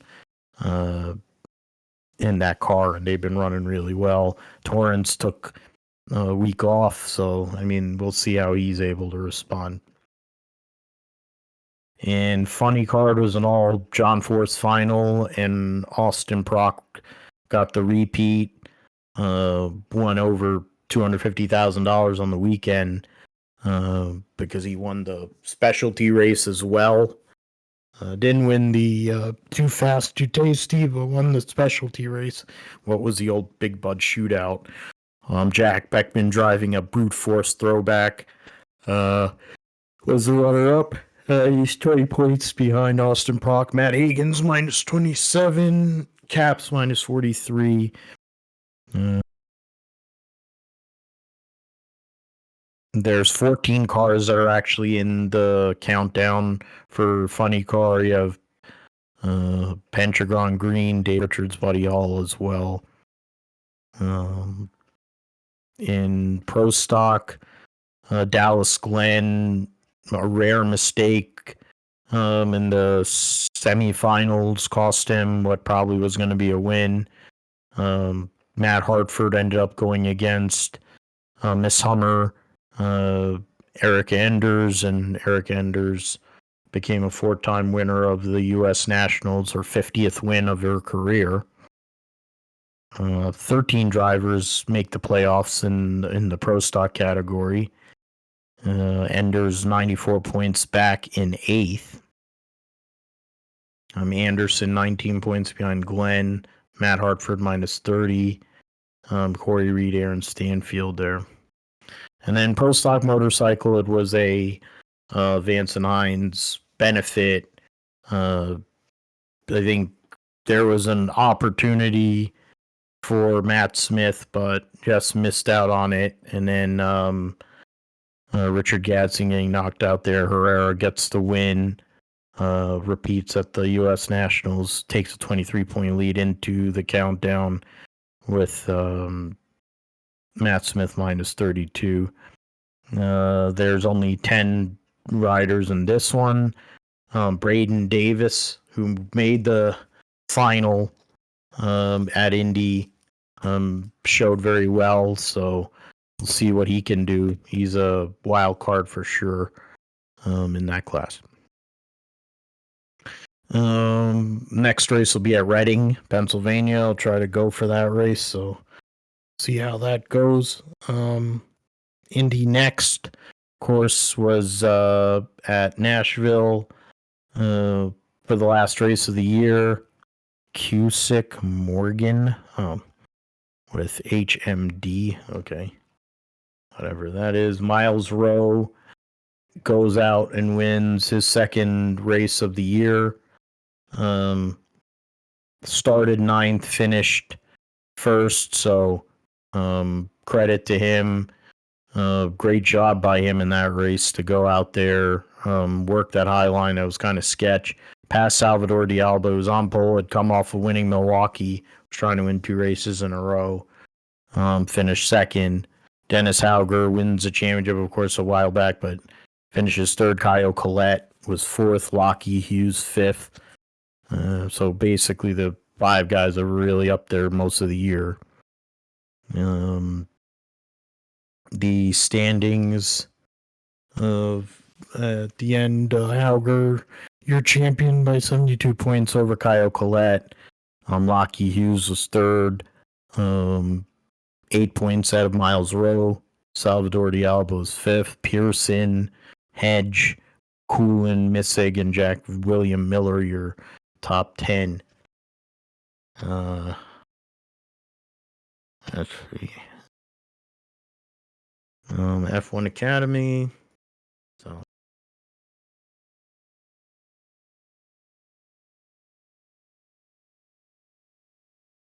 F1 Academy, the results.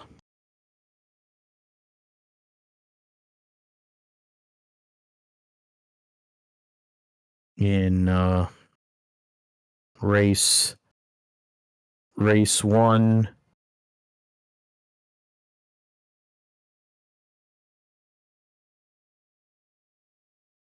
Race 1, Nina Godeman was the winner over Leah Block and Maya Woog. So Leah Block gets her first career podium in Formula or F1 Academy. Ella Lloyd and then Chloe Chambers, your top 5. Dorianne Pan was 6th.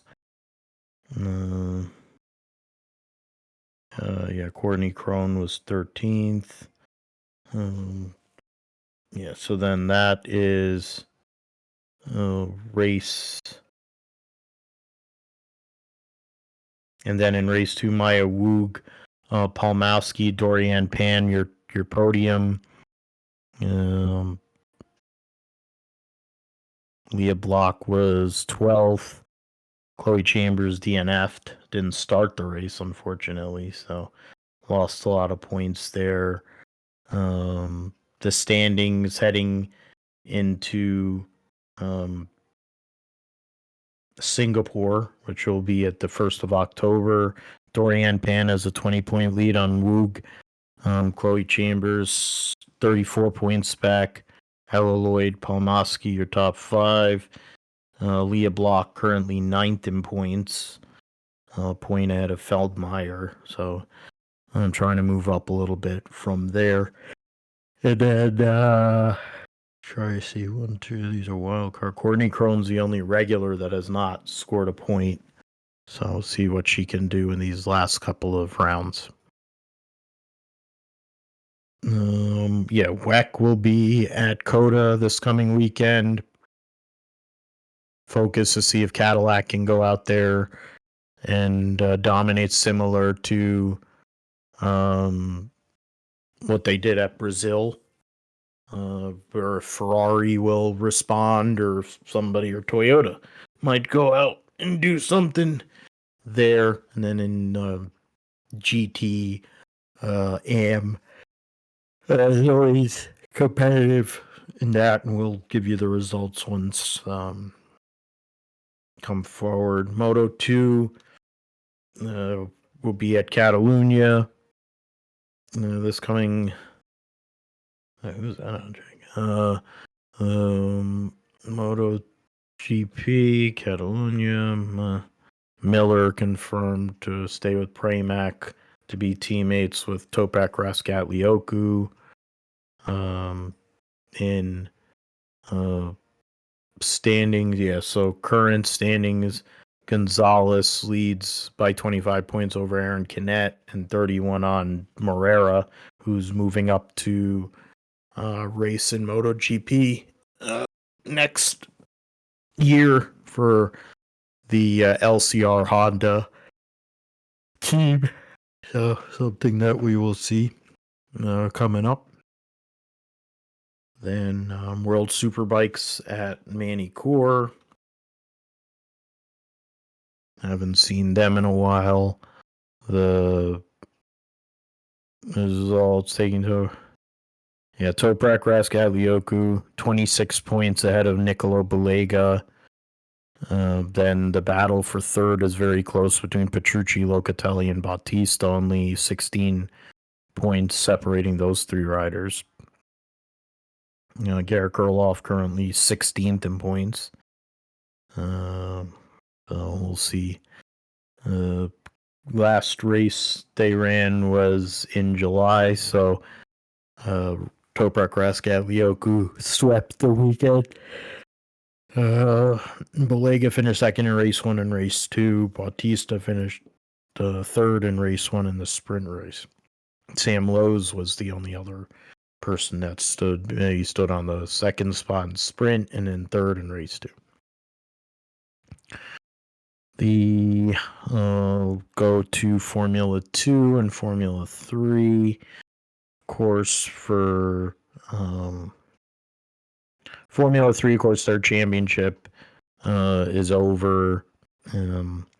Kamara, the champion, Boya racing for second with Soloff. Tim Tramnitz and fourth Stenshorn and company there in their last 2 rounds before their season ends. Formula 2, on the other hand, does have a few more rounds to go before they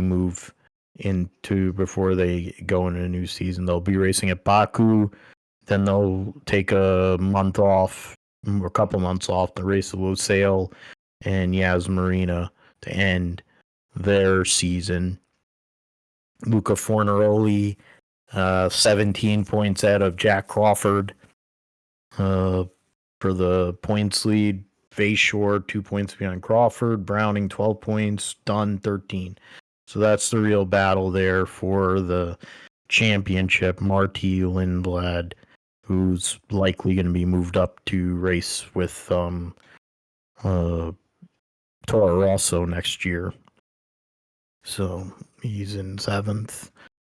You got Seb Montoya, you got Kushmani there. Seb Montoya 9th, Kushmani 13th. Easterson hasn't scored a point, but that's not surprising. He sucks. All right, so we'll move forward to the Italian Grand Prix. Make picks here. So last week, Josh, you picked first, so I'll go with my pick, and I'll just pick Oscar Piastri, and I'll go Lando in second, and I'll go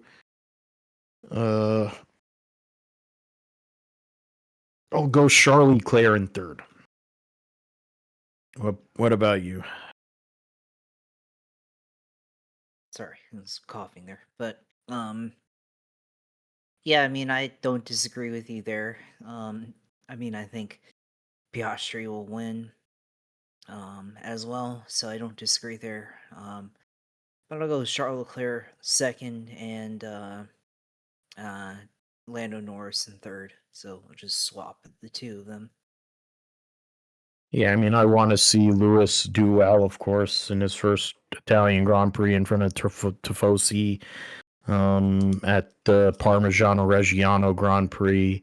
He had his best finish of the year in 4th, so see, he has a 5 grid spot penalty from last week, so that he has to face, so that'll be something he'll have to fade. NASCAR Xfinity will be at upgrade. What? I don't know what the heck that. I don't know what that is, but the Xfinity Series race will be the New Way 200 on Saturday evening. We'll have 30-40 for 38. So 2 cars are gonna go home. Or no, 2 cars. So Stephen Parsons, they withdrew, and Dawson Cram's cars withdrawn. So that means full field, nobody will go home. People who are not regulars, you're gonna have Nick Leitz in the 07, Daniel Hemrick driving for Colleague in the 11. First time a couple of years, 2-3 years ago, he did. Corey Day in the 17. Eric Almirillo in the 19. You have 35. They don't have anybody listed there. Jordan Anderson in the 32. Got LeVar Scott driving the 45 in a cool scheme. And Annunziato will be driving the 70 for Cope Family Racing. Cole Raz, the K&N or ARCA Series driver, ARCA West or whatever, making his debut as a teammate to Harrison Burton. Mills driving the 91 for DGM. Yeah, so that's that. So, Josh, you get first dibs here. Are we going to see another win from Connor Zilisch, or is it going to be someone else? Will Justin Allgaier come through and take that regular season title by getting a win? I'm gonna say that neither of them win, and I'm gonna go with Sam Mayer winning this weekend here in the 41. Yeah, I'm gonna just go ahead and pick against both junior motorsports cars there. But I'll pick him, and then wild card. I'll go with. Let's see. I'll go with. Yeah, I guess I can go with William Sawalich here. He's out of the top 10 out of the chase on points. So, yeah, I mean, he's got good speed, but he's just had terrible luck throughout the year. But solid. I mean, Mayer's been the third best car all year, so it's not that surprising. It's a good, solid pick. I'm going Allgaier. He's had a lot of bad luck, but it's a good track. It's a home game of sorts for him, being an Illinois guy. So I'm sure he wants to win this race, and of course for Brand Professional Agriculture. The wild card choice for me, I'll use it on LeVar Scott. So see what they can do. The Alpha Prime team at Gateway. All right. So now, last but not least, will be the Cup Series race at Gateway. The Enjoy Illinois 300. It'll be on Sunday afternoon. 36 for 40, so no problem. Everyone will make the race. Let's see.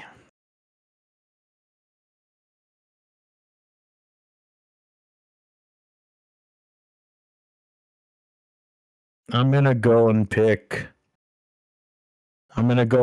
Ryan Blaney for this weekend. And my wild card, I have to go and see what the points. Curious what the actual points are. Oh, I can do that. Yeah. So I'm going to take Kyle Busch. So I'll go with Ryan Blaney to win and Kyle Busch wild card. Never did I think that be seeing a day where I'd be picking Kyle Busch as a wild card, but it's happened. How about you, Josh? You get the last call here. Do we go Penske? Is it a Toyota? Or does Hendrick actually respond after a terrible weekend at Darlington? Now I'm going to go with the other Ford in this field, Joey Logano here to go and win one in 2022. So, yeah, I'll go with him here at Gateway. And then my wild card, I will pick John Hunter Nemechek, actually. Yeah, after his good run last weekend at Darlington, I think he followed up with another good run here here at at Gateway. Yeah, they've had a lot of momentum, the legacy duo. So curious to see how they carry that momentum forward. Josh, it's your time to shine. It's time for the sim segment. Let us know everything going on iRacing and gaming. Yeah, absolutely. Yeah, for me, this week on iRacing, just been preparing for the 6 hours of Indianapolis, running that in LMP2 class. Doing it with the Sim Party Racing Group, which I ran with the at the iRacing 24 Hours of Daytona at the beginning of the year. Um, one of my teammates from that event, we've paired up again for this race, so. Should be interesting running LMP2 again. Very competitive class there, so no balance of performance, so that's good. Been trying to dial in the setup this week, so just trying to practice and everything. But there is rain in the forecast this week or for the race, so looks like there could be rain. But it shouldn't be that much rain. Should be a fairly light rain, but it'll be enough to probably damper the pace a little bit there. But we'll be able to handle all of that and move forward throughout the race. So um, just yeah, looking to have a good time. I mean, we're not taking it too seriously. I mean, I think we were taking it seriously enough to talk about setup and what to do and everything, but we're not like out there trying to grind every lap and hot lap at every lap. I think we're trying to establish good pace, be comfortable, and get to the end and everything. So shouldn't be too formalized like last time where we were dialing out our shift schedule. I think, just gonna whoever starts out as first gonna, run for probably two stints and then trade off and then get back in. So it'll be a couple of stints for me, I think, at the very least, and we'll see how it goes on Saturday. So we're running this on Saturday, 12 GMT, so that'll be 8 a.m. Eastern time here, and have to get up early, start my day by playing iRacing on the Indianapolis Motor Speedway. Of course, uh, Indy 500 champion, almost won the Brickyard 400. Now competing in the IMSA sports car event here on iRacing. So we'll see if I can go for having a title there. Certainly not overall, but it will be a LMP2 class here running on iRacing. So be looking for doing that on Saturday and have a good time doing it. So yeah, our pace looking pretty good right now. And we're lapping 120, 121 range in the dry tires, wet range, one lap 130, 131 lap range in the wets. So should be fine there. Just got to manage traffic and stay out of trouble. And uh, we'll call the shots when to change tires and going into the dry, and we'll figure it out. Last time we had a good run raining at Daytona, and we were able to get on the dries before everybody else was, and that helped us a lot on our way to a second place finish in LMP2 in overall or in class. So yeah, looking forward to running that. Haven't really focused on anything else in iRacing. Other than that, that's been just the main focus. I mean, I did run a little Talladega over the weekend, Saturday night, Friday night in the 87 car. Pushed the guy to the win in fourth. Trying to push him. I was trying to push him, out front so I could pass him, but I just didn't have enough tire to hold on to it. Turn 3 and 4, slid up and finished in fourth there. So it's all right. We'll get our win there someday. But then the other one got taken out by a freaking lap car on Saturday in on the 87 car. I was like, I'm trying to lift for the corner because I'm trying to save tires and everything, and this lap car just puts me like four wide and everything. What a moron! So that was really dumb. But yeah, that was iRacing on the NASCAR side this past weekend. But yeah, it's mostly been focusing on the sports car side, running the LMP2 car at Indianapolis Road Course. So yeah, we'll see. It'll be on Saturday, 8 a.m. and I'll be streaming on my Twitch page, although yeah, may have that on Twitch, maybe on YouTube if I can figure out a YouTube stream, just because I like the interface better.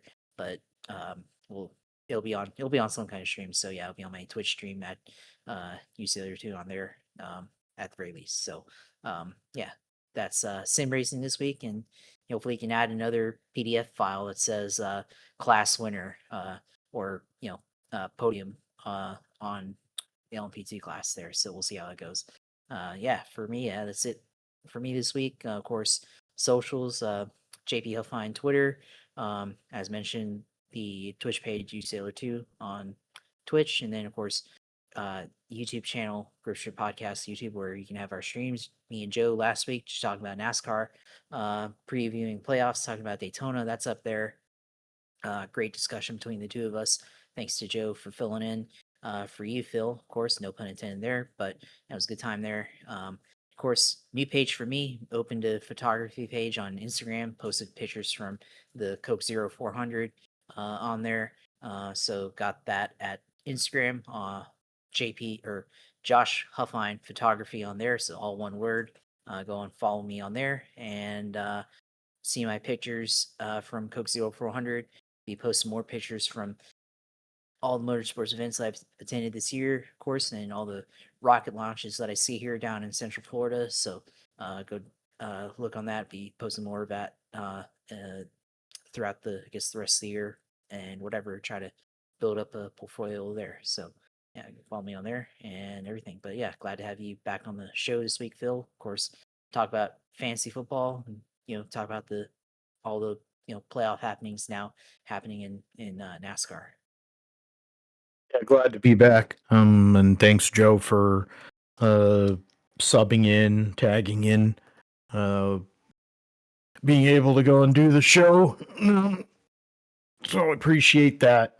Sorry that I'm not, and I was hoping to be at way better feeling than I am right now. Not feeling great. I don't know what's going on, but Briscoe winning definitely can cured the ills there. I wasn't feeling so bad earlier in the week. I guess now it's all coming back to me after going overseas, but we'll see what happens. We'll be back next week for episode 282 of the GSP.